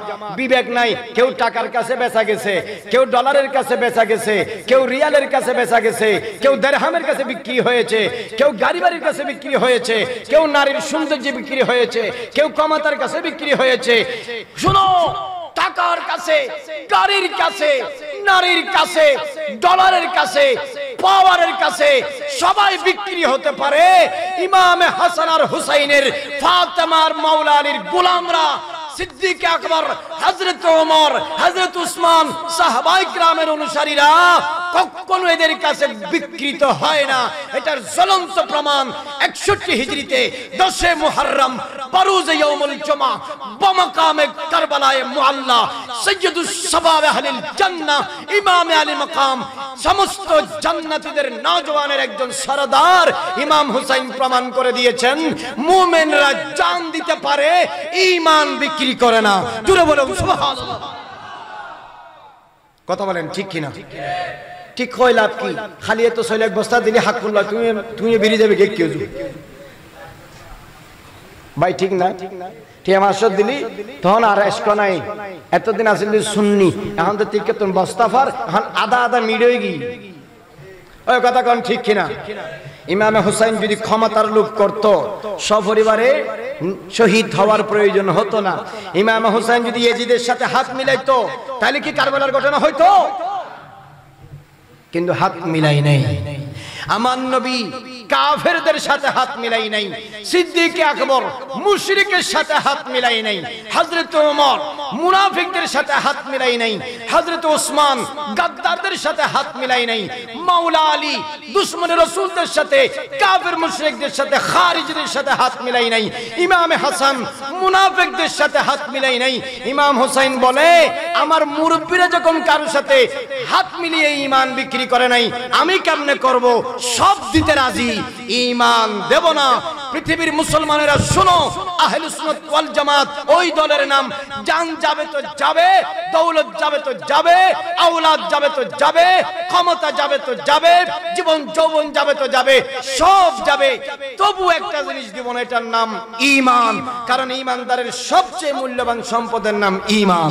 বড় করে বলুন না সুবহানাল্লাহ। এটা হচ্ছে শুহাদায়ে কারবালার প্রথম এবং প্রধান শিক্ষা। যারা এই কাজ করে শিয়া, তাদের কিতাব যদি আপনি স্টাডি করেন, আহলে সুন্নাত ওয়াল জামাতের কিতাবে এর কোনো দলিল নাই, কিন্তু শিয়াদের কিতাবের মধ্যে এগুলা মানা করা হয়েছে। যেমন শিয়াদের একজন বড় আলেম আবু জাফর মুহাম্মদ বিন ইয়াকুব আল কুলাইনি, ওনার লিখিত কিতাব আল ফুরু মিনাল কাফি, এবং শিয়াদের একজন বড় মুহাক্কিক আলেম মোল্লা বাকের মজলিসের কিতাব হায়াতুল কুলুব, এবং মোল্লা বাকের মজলিসের কিতাব বিহারুল আনওয়ারের মধ্যে আল্লাহ ওরা লিখতেছে, শিয়ারা লিখতেছে, রাসূলুল্লাহ সাল্লাল্লাহু আলাইহি ওয়াসাল্লাম ফাতেমাতুজ জাহরাকে ইন্তেকালের সময় বলে যাচ্ছে, ফাতেমা ইজা আমিতু, যখন আমি মারা যাব, ফালা তাখশিমি আলাইয়া ওয়াজহান, তুমি তোমার চেহারাকে আমার সামনে তুমি কষ্ট দিও না, রক্তাক্ত করিও না, ওয়ালা তাশরুনি ওয়ালা তাশরুনি আলাইয়া শারান, চুলকে এলোমেলো করো না, ওয়ালা তাদঈ আলাইয়া বিল ওয়াইলে, তুমি ওয়াবাল ওয়াইল আহ এগুলা করিও না, আর ওয়ালা তুকিমি বি আলাইয়া বিন নিয়াহাতে, আমি মারা গেলে তোমরা উচ্চ স্বরে বিলাপ করিও না। এই কথা শিয়ারা তাদের কিতাবে লিখেছে। কি রাসূলুল্লাহ সাল্লাল্লাহু আলাইহি ওয়াসাল্লাম ইন্তেকালের আগে ফাতেমাকে নিষেধ করেছেন, আমি মারা যাওয়ার পরে তোমরা চুল এলোমেলো করিও না, তোমরা মুখের উপর আঘাত করিও না, তোমরা গর্দানের উপর আঘাত করিও না, তোমরা বিভিন্ন ধরনের নিজেদের বানানো ভয়াবহ কর্মকাণ্ড, আর্তনাদ, বিলাপ এগুলো করিও না। তাহলে বোঝা যায় শিয়াদের কিতাব দ্বারা রাসূলুল্লাহ সাল্লাল্লাহু আলাইহি ওয়াসাল্লামের ইন্তেকালের পরে গালের উপর আঘাত করা, গর্দানের উপর আঘাত করা, শরীরের উপর আঘাত করা, বড় বড় করে বিলাপ করা এবং নিত্য নতুন অবৈধ কর্মকাণ্ড করা, এগুলা করতে খুদ রাসূল নিষেধ করেছেন। তাহলে বোঝা যায় কি করতে হবে? মারা গেলে সবর করতে হবে। বড় করে বলুন না সুবহানাল্লাহ। কোরআন শরীফে আছে না, ইয়া আইয়ুহাল্লাযিনা আমানু ইসতাঈনু বিস-সাবরি ওয়াস-সালাত ইন্নাল্লাহা মা'আস সাবিরিন, হে ঈমানদারেরা তোমরা নামাজ পড়ে ধৈর্য ধারণ করে আল্লাহর কাছে বিপদে কি চাও? সাহায্য চাও, কারণ আল্লাহ ধৈর্যওয়ালাদের সাথে থাকে। বড় করে বলুন না সুবহানাল্লাহ। তাহলে শিয়াদের কিতাবে পর্যন্ত বিলাপ করা, চোখে মারা, মুখে মারা, গর্দানে মারা, ফাটাই দেওয়া, রক্ত বাড়ি করা, তামাচা করা, এই সমস্ত নারী পুরুষের অবৈধ কর্মকাণ্ড করা শিয়াদের কিতাবে পর্যন্ত মানা। কথা বলেন ঠিক কিনা? এরপরে আসেন এদের অন্যতম কিতাব নাহজুল বালাগা, যেখানে শিয়ারা মাওলা আলীর খুতবা লিখেছে। সেখানে এক জায়গায় গিয়ে লিখতেছে রাসূল পাক সাল্লাল্লাহু আলাইহি ওয়াসাল্লামের ব্যাপারে মাওলা আলী বলতেছে, ওয়ালাউলা আন্নাকা আমারতানি বিস-সাবরে ওয়া নাহাইতানি আনিল ফাজআ লা আনফাজনা আলাইকা মা আশউল। মাওলা আলী বলতেছে, হে নবী, আপনি যদি আমাকে ধৈর্য ধারণ করার নির্দেশ না দিতেন, আপনি যদি আমাকে হাই হুতাশ করার, বিলাপ করার, আর্তনাদ করার, চিল্লাচিল্লি করার থেকে যদি নিষেধ না করতেন, তাহলে আপনার ইন্তেকালে আমি চোখের পানি দিয়ে বন্যা বাসায় দিতাম। মাওলা আলী বলতেছে, এটা কোথায় লিখেছে? শিয়াদের কিতাব নাহজুল বালাগার মধ্যে। তাহলে শিয়াদের কিতাবে মাওলা আলী বলতেছে রাসূলের ইন্তেকালের পরে আল্লাহ রাসূল সবর করতে বলেছে। রাসূলের ইন্তেকালের পরে হাই হুতাশ করা, বিলাপ করা, আর্তনাদ করা, তাজিয়া করা, চিৎকার করা, নওয়াখানি করা, গমগোয়ারি করা, এই সমস্ত নতুন নতুন বানিয়ে কর্মকাণ্ড করা খুদ আলীও পছন্দ করে না, রাসূলও নিষেধ করেছেন। সুন্নিদের কিতাবে তো আছে, শিয়াদের কিতাবও আছে, কিন্তু তারা সেগুলো মানে বলেন না, তারা সেগুলো মানে না। এরপরে সামনে আসেন, কিতাবের নাম হচ্ছে এরশাদ। আল এরশাদ কিতাবের মধ্যে লিখতেছে, এবং শেখ মুরিদ আল এরশাদের কিতাবের মধ্যে, এবং শেখ সদুক ওনার কিতাব আল খেসালের মধ্যে, এবং মোল্লা বাকের মজলিসের কিতাব হায়াতুল কুলুব, এবং মোল্লা বাকের মজলিসের কিতাব জালাউল উয়ুনের মধ্যে লিখতেছে কি, আমাদের আহলুস সুন্নাহ ওয়াল জামাতের কিতাবের মধ্যেও আছে, মুসলিম শরীফের মধ্যে হাদিসটি আছে। রাসূলুল্লাহ সাল্লাল্লাহু আলাইহি ওয়াসাল্লাম বলেছেন, আন্নায়াহাতু মিন আমরিল জাহিলিয়াহ, ওয়া ফি রাওয়ায়াতিন আন্নায়াহাতু মিন আমালিল জাহিলিয়াহ। কেউ মারা গেলে উচ্চ উচ্চ করে গিলাপ ধরে বিলাপ করা জাহিলীদের কাজ। কাদের কাজ? মূর্খ জাহেলি যুগের মানুষের কাজ। তাহলে শিয়াদের কিতাবেও মানা, আমাদের আহলে সুন্নাত জামাতের কিতাবেও মানা, কিন্তু তারা যা লিখছে তা তারা মানে না।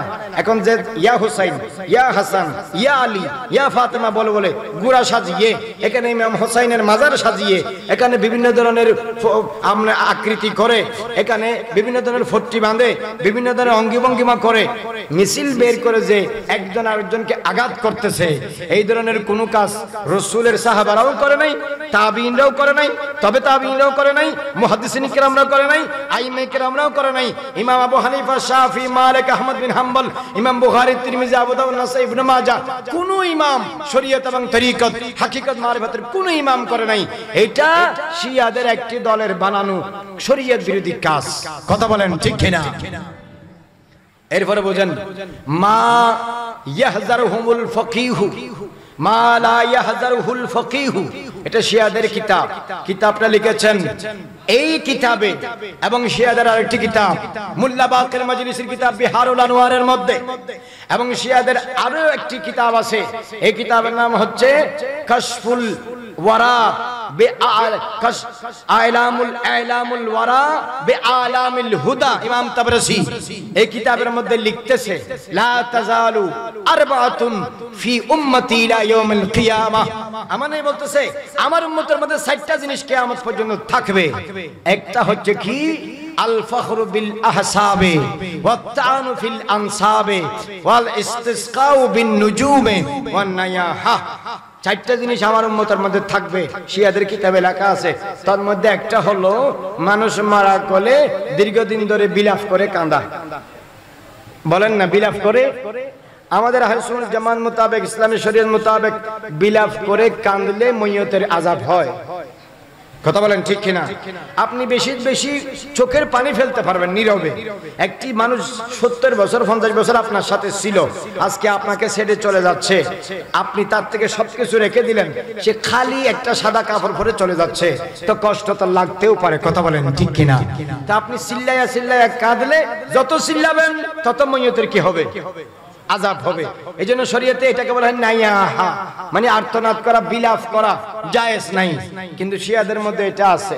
আল্লাহর নবী হাদিসে পাকের ইরশাদ করেছেন, মোল্লা বাকের মজলিসি বিহারুল আনোয়ারের মধ্যে এবং তাফসীরে কুম্মির মধ্যেও এটা লেখা আছে, কি হায়াতুল কুলুবের মধ্যে আছে, জালাউল উয়ুনের মধ্যে আছে, আরো অনেক কিতাবের মধ্যে আছে। কি নাহান নবিয়্যু সাল্লাল্লাহু তাআলা আলাইহি ওয়াসাল্লাম আনির রান্নাতি ইনদাল মুসিবাহ ওয়ান নায়াহা ওয়াল ইস্তিমাই ইলাইহা। রাসূল পাক সাল্লাল্লাহু আলাইহি ওয়াসাল্লাম মুসিবতের সময় বিলাপ করে কাঁদতে নিষেধ করেছেন, উচ্চ আওয়াজে কাঁদতে নিষেধ করেছেন, এবং এই বিলাপ করলে এগুলো শুনতেও মানা করেছেন। এটা সুন্নি মানে আহলে সুন্নাত ওয়াল জামাতের হাদিসের কিতাবের মধ্যেও আছে, মাজমুউজ জাওয়ায়েদের মধ্যে হাইসামি নূরউদ্দিন হাইসামি মাজমুউজ জাওয়ায়েদের মধ্যে বলেছেন, বুখারী শরীফের মধ্যেও আছে, শিয়াদের কিতাবেও আছে। কথা বলেন ঠিক কিনা? কিন্তু এরা মানে না। তো মনে রাখবেন, যদি ইমাম হুসাইনের ইন্তেকাল এবং শাহাদাতের কারণে যদি এভাবে রাস্তায় বের হয়ে বড় করে মিছিল বের করে ছুরি দিয়ে একজন আরেকজনকে মেরে যদি রক্তাক্ত করা যদি সুন্নত হয়, ফরজ হয়, ওয়াজিব হয়, জায়েজ হয়, সওয়াবের কাজ হয়, তাহলে সবচেয়ে বেশি করার দরকার ছিল আমার নবীর ইন্তেকালের কারণে। কথা বলেন ঠিক কিনা? ইমাম হুসাইন বড় না আমার নবী বড়? কথা কয় না। তো ইমাম হুসাইনের জন্য যদি মানুষ জান দিয়ে ফেলে রাস্তায় বের হয়ে, তো নবীর জন্য তো আরো বেশি দাওয়াত দরকার। এই কথা বলেন ঠিক কিনা? তাজিয়া মিছিল যদি হুসাইনের জন্য বের করা সওয়াবের কাজ হয়, তাহলে রাসূলের জন্য বের করো নাই কেন? মাওলা আলীর জন্য বের হয় নাই কেন? সিদ্দিক আকবরের জন্য বের হয়নি কেন? ওমর ফারুকের জন্য বের হয়নি কেন? উসমানের জন্য বের হয়নি কেন? অথচ ওমর ফারুক শহীদ হয়েছে, উসমান গনি শহীদ হয়েছে, মাওলা আলী শহীদ হয়েছে, কিন্তু কারো জন্য মিছিল নাই। এত পরে এসে মিছিল হুসাইনের জন্য। বোঝা যায় এগুলা নবীর কাজ নয়, কোরআন সুন্নাহ মোতাবেক নয়, সুন্নত মোতাবেক নয়, এগুলা তাদের বানানো কিছু সাজানো কোরআন সুন্নাহ বিরোধী কাজ। কথা বলেন ঠিক কিনা? সুতরাং তাজিয়া মিছিলে যাওয়া হারাম, তাজিয়া মিছিলের খাবার মসজিদে ঢুকানো হারাম, তাজিয়া মিছিলের খাবার পরিবেশন করা, এইদিকে দেখা এখানে সহযোগিতা করা হারাম। কারো মায়ের পেটার যদি ক্ষমতা থাকে, একটা হাদিস দেখাও বুখারী মুসলিম তিরমিজি আহলে সুন্নাত ওয়াল জামাতের কিতাব থেকে, যেখানে রাসূল বলেছেন হুসাইন মরলে তোমরা মাথা ফাটাইয়া মিছিল করো। একটা হাদিস দেখাও। আমাদের চট্টগ্রামের ছেলেরা বুঝে না, ওই দলে গিয়ে যোগ দেয়, এতগুলো ছুরি নিয়ে, এতগুলো ব্লেড নিয়ে, এতগুলো শিকল নিয়ে ধাম ধাম ফিটের উপর মারে। আপনারা দেখবেন তো মুহররমের 10 তারিখ দেখবেন সামনে কোথায় জুবলি রুট হয়ে, কেসিদা রুট হয়ে, মার্কেট হয়ে বড় লম্বা মিছিল বের হয়, হয় না? কিংকেন আজি তাই সুদরা দুনিয়া ন দেহ হনদিন। কথা বলেন হয় কিনা? এখন বলেন এগুলো কার মহব্বতে করে? ইমাম হোসেনের বলেন না কার মহব্বতে? তো ইমাম হোসেনের মহব্বতে যদি এত বড় মিছিল করতে হয়, ইমাম হোসেন বড় না ইমাম হাসান বড়? তাহলে হাসানের মহব্বত আরো বড় করতে হবে। হাসান বড় না আলী বড়? তাহলে আলীর মহব্বত আরো বড় করতে হবে। ফাতেমা তাদের মার মহব্বত বড় করে করতে হবে। আলী বড় না রাসূল পাক বড়? তাহলে রাসূল পাকের মহব্বত তো সব সাহাবায়ে করার দরকার ছিল, কিন্তু করছে? বলেন না করছে? তাহলে বোঝা যায় তাজিয়া করা শরীয়ত বিরোধী কাজ, মাতম করা শরীয়ত বিরোধী কাজ, নওয়াহানি করা শরীয়ত বিরোধী কাজ, গামওয়ারি করা শরীয়ত বিরোধী কাজ, রুনাজারি, হুজনগিরি, এগুলা করা, এগুলা বাজামে খেশ নিজেরা বানিয়েছে, কোরআন সুন্নাতে নাই। কথা বলেন ঠিক কিনা? এই ওয়াজগুলো শোনার পরেও আপনাদের কারো কাছে যদি কোনো দলিল থাকে যে ইমাম হুসাইনের মহব্বতে ছুরি দিয়ে মাথা ফাটানো কোরআনে আছে, হাদিসে আছে, আমাকে একটু বলেন। ইমাম হুসাইন কোথাও বলে গেছে আমি মরে গেলে 10-12টা ছুরি নিয়ে আর মাথা ফাটাই দিও? আচ্ছা, এটা যদি সুন্নত হতো তাহলে ইমাম হুসাইনের ছেলে ইমাম জয়নুল আবেদিন করতো না? কথা কেন হয় মানুষ? এটা যদি শরীয়তের মধ্যে জায়েজ হতো, সওয়াবের কাজ হতো, জান্নাত পাওয়ার কাজ হতো, বুজুর্গানে দ্বীনদের আমল হতো, জান্নাতি কাজ হতো, নেক কাজ হতো, তাহলে ইমাম হুসাইনের শাহাদাতের পরে দলবল নিয়ে এই কাজ তো ইমাম জয়নুল আবেদিন আগে করত, কিন্তু করছে? ইমাম জয়নুল আবেদিনের বেটা ইমাম মোহাম্মদ বাকের ইমাম জায়েদ তো আগে করত, করছে? ইমাম হাসানের বেটা ইমাম হাসানুল মুসান্না উনিও করত, কিন্তু করছে করে নাই। ইমাম বাকেরের ছেলে ইমাম জাফর সাদেকও দাদার মহব্বতে এই কাজটাকে দলবল নিয়ে করত, করছে। ইমাম জাফর সাদেকের বা জাফর সাদেকের ছেলে মুসা কাজেম উনিও উনার মুরব্বী, উনার দাদা ফরদাদা ইমাম আলী মাকাম ইমাম হুসাইনের শাহাদাতের মহব্বতে এই তাজিয়া মিছিল করত, করছে। তো তুমি কেন করতেছো? যাদেরকে মহব্বত করার নাম দিয়ে এই অপকর্ম মুহূর্তে তাদের কেউ জীবনে একবারও করে নাই। এই কথা কোন ঠিক কিনা? আচ্ছা, এটা যদি কোরআন হাদিসে থাকতো ইমাম বুখারী করতো না, ইমাম মুসলিম করতো না, ইমাম তিরমিজি করতো না, ইমাম আবু হানিফা করতো না, ইমাম শাফি মালিক করতো না? এরা কি কোরআন হাদিস বুঝে নাই? সাহাবায়ে কেরাম একজন দুইজন সাহাবী না, 1,24,000 সাহাবী। 61 হিজরিতে যখন ইমাম হুসাইন শহীদ হয়েছে তখনও তো অনেক সাহাবী জিন্দা ছিল। এই কথা বলেন ঠিক কিনা? তারা কি ইমাম হুসাইনের মহব্বতে সবাই মক্কা শরীফে, মদিনা শরীফে, কুফাতে, বসরাতে, বাগদাদে, ইয়ামানে, সিরিয়ায় জড়ো হয়ে লম্বা নারী পুরুষ একসাথে মিছিল করে বিভিন্ন আকৃতি বানাই ইমাম হুসাইনের মাজারের নকশা বানাইয়া বিভিন্ন কিছু মাথায় বেঁধে হাতে বেঁধে একজনের শরীরের উপর একজনের ছুরি মারে, তরবারে মারে, বল্লম মেরে, নেজা মেরে, শিকল মেরে রক্তাক্ত করছে। হাই হুসাইন, হাই হুসাইন, হাই হুসাইন সুন্নিদের নয়, ইয়া হাসানু ইয়া হুসাইনু সুন্নিদের। এই কথা বলেন ঠিক কিনা? ভালোবাসতে হলে আমার নবী একজনের কথা বলেছে না দুইজনের?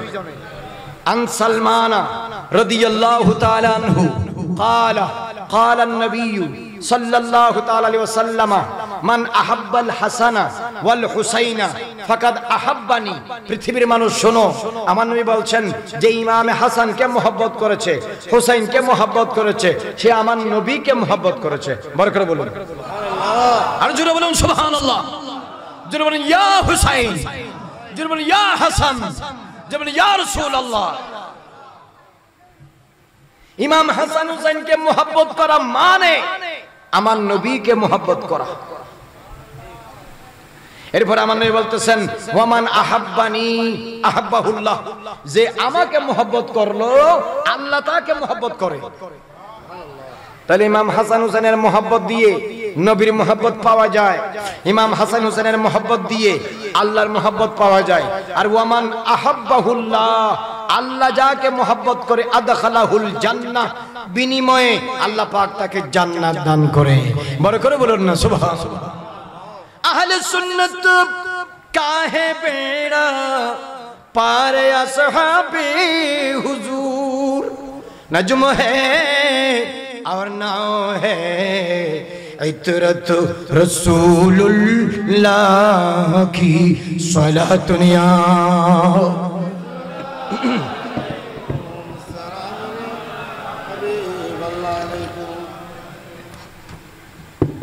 रसूल के शुद्ध একজন কে मोहब्बत করতে বলছে না দুইজনকে? শুধু তো ইয়া হুসাইন কেন? হাসানে কি দোষ করছে? তাহলে শুধু ইয়া হুসাইন নবীর দলের না? ও কথা কয় না, বড় করে বলেন ঠিক কিনা? আমার বলছে মানা হাব্বাল হাসান ওয়াল হুসাইনা, কয়জনের নাম নিছে? না থেকে একজন না দুইজন?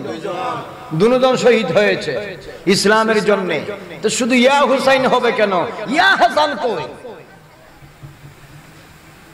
তো ইমামে হাসান যার সাথে বন্ধুত্ব করেছে আমরা তার সাথে দুশমনি করব না। ইমামে হুসাইন যার সাথে যুদ্ধ করেছে আমরা তার সাথে বন্ধুত্ব করব না। কথা বুঝে নাই? বুঝলি না মাথা না একটু? ইমামে হাসান সম্পর্ক করেছে আমিরে মুয়াবিয়ার সাথে। তা হাসান কি বুঝে করেছে না না বুঝে করেছে? হাসান কি আমাদের মতো না জান্নাতের জওয়ানদের সরদার? যিনি দুনিয়াতে থাকতে জান্নাতের সার্টিফিকেট পেয়েছে তিনি যদি আমিরে মুয়াবিয়াকে मोहब्बत करते पारे तो तू कौन है बेटा? तेरी क्या हैसियत, तेरी ईमान क्या है, इस्लाम क्या है? जब मेरे नबी की लिख्त जिगर नूरे नजर प्यारे नवासा इमाम अली मकाम इमाम हसन इब्नुल अली अल मुज्तबा सुलह के साथ जब अमीर मुआविया के साथ सुलह किया तो हम तय कर लिया हसन जिसकी साथ दोस्ती किया हम उनकी साथ दुश्मनी नहीं करेंगे। बरूज़े करबला बमकाम करबला बरूज़े यौमिल जुमा मुहर्रमुल हराम की माह में 61 हिजरी में इमाम आले मकाम इमाम हुसैन को जिन जिन नापाक जहन्नम की दरिंदे जानवरों ने, मुनाफिक काफिरों ने, बदबख्तों ने मेरे नबी की लख्त जिगर नूर नजर खातून जन्नत के प्यारा मुस्तफा का सिब्त नवासा हुसैन इब्न अली की गर्दन पर जिसने तलवार चलाया, खंजर मारा, हम उसके साथ दोस्ती नहीं करेंगे तो हम यजीदी नहीं जिसने हुसैन के साथ दुश्मनी किया, हम खारिजी नहीं जिसने मौला अली के साथ दुश्मनी किया, हम अहले सुन्नत वल जमात है, हसन के साथ जिसकी मोहब्बत है हम भी उसको मोहब्बत करेंगे, हुसैन के साथ जिसकी दुश्मनी है हम भी उसको दुश्मन समझेंगे। बरकत बोलो सुभान अल्लाह। नारे रिसालत या रसूल, नारे तौसीया अहले सुन्नाह वल जमात। ইমাম হাসান যদি আমিরে মুয়াবিয়াকে মেনে নিতে পারে তো তোমাদের কি সমস্যা? তোমরা কিসের মুসলমান? এই কথা বলেন ঠিক কিনা? আবার দেখবেন অনেকে বলে মুহররম মাসে সাহাবীদের কথা বলা যাবে না। ওমা, মুহররম মাসে বলে সাহাবীদের কথা বলা যাবে না। সাহাবীদের কথা বলার জন্য কোনো নির্দিষ্ট মাস আছে নাকি? কথা বলেন ঠিক কিনা? কারণ সাহাবীরাই তো হাদিস বয়ান করেছে। আমার নবীর হাদিসগুলো বয়ান করেছে কারা? সাহাবীরা। তো সাহাবীদের হাদিসের বয়ান দিয়ে আমার নবীর আওলাদের ফজিলত বয়ান হয়েছে। সাহাবীরা বলেছে মাওলা আলীর ফজিলত এটি, সাহাবীরা বলেছেন ফাতেমার ফজিলত এটি, সাহাবীরা বলেছেন হাসানের ফজিলত এটি, সাহাবীরা বলেছেন হুসাইনের ফজিলত এটি। তো সাহাবীদের চর্চা যত বেশি হবে আওলাদ রাসূলের বুলন্দ শানের চর্চা আরো বেশি হবে। কথা বলেন ঠিক কিনা? সাহাবীরা তো আমার নবীর নাতি হাসান আর হুসাইনকে নিজের ছেলেদের চেয়ে বেশি মহব্বত করতেন। আবু বকর সিদ্দিক রাদিয়াল্লাহু তাআলা আনহু একদিন দেখতেছে ইমামে হুসাইন এবং ইমামে হাসান রাদিয়াল্লাহু তাআলা আনহুকে কাঁধের মধ্যে নিয়ে মদিনা শরীফে হাঁটতেছে। সুবহানাল্লাহ বলেন। আর আলী রাদিয়াল্লাহু তাআলা আনহু এটা দেখে দেখে হাসতেছে। তো বলতেছে হুজুর আপনি আপনার ছেলে বাদ দিয়ে রাসূল পাকের নাতিদেরকে আপনি কাঁধে নিলেন যে? তো আবু বকর সিদ্দিক রাদিয়াল্লাহু আনহু বলতেছে আমি রাসূল পাককে দেখেছি ইমাম হাসান হুসাইনকে কাঁধের মধ্যে নিয়ে মদিনা শরীফে হাঁটতে। তো যেই হাসান হুসাইন নবীর কাঁধ মুবারকের উপর ওঠার যোগ্যতা লাভ করেছে সেখানে আবু বকর সিদ্দিকের কি? সেখানে তো আমি রাসূল পাকের মুহাব্বতের দিকে তাকিয়ে হুজুরের সুন্নতকে পালন করার জন্য হাসান হুসাইনকে কাঁধের উপর নিয়েছি যেন রাসূল খুশি হয়, কিয়ামতের দিন যেন বলতে পারে হাসান হুসাইন যদি রাসূলকে বলে সিদ্দিক আকবর আমাদেরকে মুহাব্বত করেছে, রাসূল খুশি, তো আমার নাজাতের জন্য আমার রফে দরাজাতের জন্য এটাই যথেষ্ট। বড় করে বলুন সুবহানাল্লাহ। কথা বলেন ঠিক কিনা? এইজন্য হাসান হুসাইনকে মুহাব্বত করা ঈমান। তবে মুহাব্বত করতে হবে শিয়াদের মতো নয়, আহলে সুন্নাত ওয়াল জামাতের মতো। কথা বলেন ঠিক কিনা? এইজন্য এই মুহররম মাসে দুইটি রোজা রাখবেন, একটি 9 তারিখ আর একটি 10 তারিখ। শুধু 10 তারিখ রোজা রাখা মাকরুহ, জায়েজ নাই। হয় একদিন আগে একটা রাখবেন, নইলে একদিন পরে আর একটা রাখবেন। একটা একলা রাখা যাবে না। কয়টা রাখতে হবে? বেশি রাখলে আপনার ইচ্ছা, কোনো অসুবিধা নাই। রাসূলুল্লাহ সাল্লাল্লাহু আলাইহি ওয়াসাল্লাম বলেছেন সুমুত তাসিয়া ওয়াল আশিরা ওয়া খালিফাল ইয়াহুদ ওয়ান নাসারা, তোমরা 9 তারিখ রোজা রাখো, 10 তারিখ রোজা রাখো। শুধু 10 তারিখ রোজা রাখিও না, কারণ শুধু 10 তারিখ ইহুদিরা রোজা রাখে। শুধু 10 তারিখ রোজা রাখলে কার সাথে মিলে যায়? আমার নবী যখন মক্কা শরীফ থেকে হিজরত করে মদিনা শরীফে গিয়েছেন তখন দেখতেছেন ইহুদিরা, মদিনার ইহুদিরা রোজা রাখতেছে। তখন আমার নবী জিজ্ঞাসা করেছেন তোমরা কেন রোজা রাখো? বলে আমরা দেখেছি এই দিনে আল্লাহ রাব্বুল আলামিন মূসা আলাইহিস সালাম এবং তার অনুসারীদেরকে নীল নদে ডুবিয়ে যাওয়া থেকে রক্ষা করেছেন, ফেরাউন এবং তার দলবলকে নীল নদে ডুবিয়ে মেরেছেন।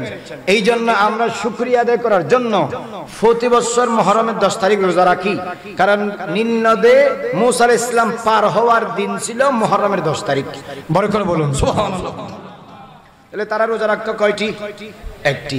তা আমার নবী এটা দেখে মানা করে নাই। আমার নবী বলেছেন, এই ইহুদিরা, নাহনু আহাক্কু বিমূসা মিনকুম, তোমরা মুসার যত বেশি হকদার, আমি তোমাদের চেয়ে মুসা নবীর আরো বেশি হকদার। সুতরাং তিনি রোজা রাখতে মানা করে নাই, সাহাবীদেরকে নির্দেশ দিয়েছেন। তবে আরেকটি কথা বলেছেন, একটা রাখিও না, মদিনার ইহুদিরা রাখে একটা, মদিনার আশিক রাসূলরা রাখবে দুইটা। বড় করে বলুন সুবহানাল্লাহ। তাহলে মুহররমুল হারামের রোজা কয়টা? কথা বলে না, কয়টা? দুইটা। তো সেজন্য আহলে বাইতকে ভালোবাসবেন। মুহররমুল হারামের দিন খানা পানির আয়োজন করবেন ঘরের মধ্যে। মান ওয়াসআ ফি আয়ালিহি ইয়াউমা আশুরা ওয়াসআ আল্লাহু ফি আহলিহি সাইরাস সানা। যে ব্যক্তি আশুরার দিন ঘরের মধ্যে নিজের সামর্থ্য অনুযায়ী ভালো খাবারের ব্যবস্থা করবে, আল্লাহ পাক সারা বছর তার ঘরের মধ্যে ভালো খাবারের ব্যবস্থা করে দিবে। বড় করে বলুন সুবহানাল্লাহ। কথা বুঝতে পেরেছেন? এই জন্য হাদিসে পাক আমার নবী ইরশাদ করেছেন, আহিব্বুল্লাহ লিমা ইয়াগুদু বিহি মিনকুম। হে আমার সাহাবারা, হে পৃথিবীর মানুষ, তোমরা আল্লাহকে ভালোবাসো কারণ আল্লাহ তোমাদেরকে অনেক নিয়ামত দিয়েছে। কথা বলেন ঠিক কিনা? নিয়ামত দেয় নাই? কথা কেন হয়? নিয়ামত দেয় নাই? একটা চোখ যদি চলে যায়, পৃথিবীর কোনো মানুষ চোখ দিতে পারবে? একটা ভাল্ব যদি চলে যায়, লিভার যদি চলে যায়, কিডনি যদি চলে যায়, আরেকটা কিডনি দিলেও আপনি আর আগেরটার মতো সুখে শান্তিতে থাকতে পারবেন না। নিয়ামত কার? আল্লাহ। এই নিয়ামত যদি আপনি, একটা কিডনি, দুইটা কিডনি আল্লাহ দিছে, কিন্তু একটা নষ্ট হয়ে গেলে কিনতে 40 লক্ষ টাকা লাগে। কয় লাখ? 40 লক্ষ টাকা খরচ হয় আপন জনের একটা কিডনি লাগাইতে, তাও বেশি দিন বাঁচে না। তাহলে ফ্রিতে 80 লাখ টাকার দুইটা কিডনি আমাকে আপনাকে দিয়েছেন কে? আল্লাহ। এই চোখ চলে গেলে পৃথিবীর কেউ দিতে পারবে? তাহলে কতগুলো নিয়ামত আল্লাহ পাক দিয়েছেন। এই জন্য আমার নবী বলেন, তোমরা আল্লাহকে ভালোবাসো কারণ আল্লাহ রাব্বুল আলামিন তোমাদেরকে অসংখ্য নিয়ামত দিয়েছে। আর আহিব্বুনি, আমাকে ভালোবাসো, লিহুব্বিল্লাহ, আল্লাহর মোহাব্বত পেতে চাইলে আমি নবীকে ভালোবাসো। বড় করে বলুন না সুবহানাল্লাহ। আর ওয়া আহিব্বু আহলে বাইতি লিহুব্বি, আমার মোহাব্বত পেতে চাইলে আমার আওলাদদেরকে ভালোবাসো। বড় করে বলুন না সুবহানাল্লাহ। তাহলে ইমাম হাসান হুসাইনকে ভালোবাসলে নবীকে পাওয়া যায়। কথা বলেন ঠিক কিনা? আর নবীকে ভালোবাসলে আল্লাহকে পাওয়া যায়। কথা বলেন ঠিক কিনা? এই জন্য আল্লাহ নবী হাদিসে ইরশাদ করেছেন, আবু সাঈদ খুদরি রাদিয়াল্লাহু তাআলা আনহু হাদিস বয়ান করতেছে, আল হাসান ওয়াল হুসাইন সাইয়্যিদা শাবাব আহলিল জান্নাহ। হযরত হাসান এবং হযরত হুসাইন জান্নাতের নওজওয়ানদের সরদার। কথা বলেন ঠিক কিনা? এই জন্য যারা জান্নাতের সরদার, তাদের সাথে বেয়াদবি করলে কি জান্নাত পাওয়া যাবে? কথা হলো না। যারা জান্নাতের সরদার, দুনিয়ার না, সিটাঙ্গের না, বাংলাদেশের না, আমেরিকা, লন্ডন, ফ্রান্স, জাপান, জার্মানের না, আল্লাহর নূরের তৈরি 8টি বেহেশতের সরদার যেই দুইজন, এদের সাথে যারা বেয়াদবি করে, হাজারো নামাজি মুসল্লি রোজাদার হলেও জান্নাত পাওয়া সম্ভব নয়। কথা বলেন ঠিক কিনা? শিয়ারা জান্নাতি মুখে হোক, খারেজিরা জান্নাতি, নাসেবিরা জান্নাতি, রাফিজিরা জান্নাতি না। শুধু সাহাবীদেরকে মোহাব্বত করলে জান্নাত পাওয়া যায়, শুধু আহলে বাইতকে মোহাব্বত করলে জান্নাত পাওয়া যায়। সাহাবীদেরকে কি হইবে? শুধু আহলে বাইতকে মোহাব্বত করলে জান্নাত পাওয়া যায়, মানে আহলে বাইতকে মোহাব্বত করলাম, সাহাবীদের সাথে দুশমনি রাখলাম, জান্নাত পাওয়া যাবে? মনে রাখতে হবে। কারবালার শিক্ষা হলো আহলে বাইতকে ভালোবাসো, সাহাবীদেরকে সম্মান করো, সাহাবীদেরকে সম্মান করো, আহলে বাইতকে ভালোবাসো। কারণ এক আহলে বাইত নবীর পরিবারের সদস্য হলে কি হবে, আর এক সাহাবীরা আমার নবীর দ্বীনের বাগানের সদস্য। বড় করে বলুন না সুবহানাল্লাহ। সেই জন্য কাউকে বাদ দেওয়া যাবে না। কথা বুঝতে পেরেছেন?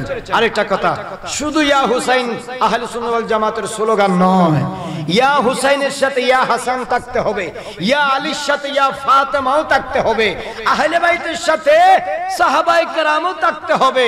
তার নাম আহলে সুন্নাত ওয়াল জামাত। বড় করে বলুন সুবহানাল্লাহ। আর মুহররম মাস আসলে যেই কাজ কোরআনে নাই, হাদিসে নাই, ফিকহতে নাই, শরীয়তে নাই, তরিকতে নাই, হাকিকতে নাই, মারিফতে নাই, দিন ধর্মের কুদ্দি কিনারাতে নাই, কোটি কোটি মাইল দূরে দিন ধর্ম থেকে ন্যূনতম সম্পর্কও নাই, এমন মাতব, এমন নায়াহা, এমন তাজিয়া, এমন মিছিল, এমন বিলাপ, এমন আর্তনাদ, এমন বানানো প্রকৃতি আকৃতি, এমন মিছিল, নারী পুরুষের অবাধ মেলামেশার নামে আহলে বাইতের এই মুহাব্বত শরীয়তের কোথাও ইজাজত নাই। এগুলো সম্পূর্ণ ভ্রান্ত দলের মন গড়া শয়তানের পক্ষ থেকে বিকৃত মস্তিষ্ক প্রসূত এই কর্মকাণ্ড কোরআন সুন্নাহ সম্পূর্ণ বিরোধী। কথা বলেন ঠিক না? মনে রাখবেন, আপনাদের এলাকার সমাজের ব্যক্তি যারা যুবক আছে, যুবতী আছে, আপন আত্মীয় স্বজন যারা আছে, এদেরকে সতর্ক করবেন। এখানের কোনো প্রসাদ খাবেন না, কোনো জিনিস খাবেন না। মন্দিরে গিয়ে হিন্দুদের প্রসাদ খাওয়া যেমন হারাম, এই তাজিয়া মিছিলে কোনো জিনিস দেওয়া, তাদের কোনো জিনিস আনাও খাওয়াও হারাম, জায়েজ নাই। উলামায়ে কেরাম ফতোয়া দিয়েছেন, কারণ এগুলো কোরআন সুন্নাহ বিরোধী। কথা বলেন ঠিক কিনা? এইগুলো আমরা মুহররমুল হারাম থেকে শিখেছি। আল্লাহ তাবারক ওয়া তাআলা ইবাদতের ভিতর দিয়ে, রোজার ভিতর দিয়ে, নামাজের ভিতর দিয়ে, জিকির এবং তেলাওয়াতের ভিতর দিয়ে মুহররমুল হারাম সহ বছরের সবকটা দিন রাত আদায় করে দুনিয়া থেকে আলামে বারযাখের মেহমান হওয়ার তৌফিক দান করুক। এই আলা হযরত স্মৃতি সংসদ 2002 সালে প্রতিষ্ঠিত, আজকে বহু বছর ধরে চলতেছে, 23 বছর যাবত এই সংগঠন কিয়ামত পর্যন্ত বংশ পরম্পরা জারি থাকুক। বড় করে বলি আমিন।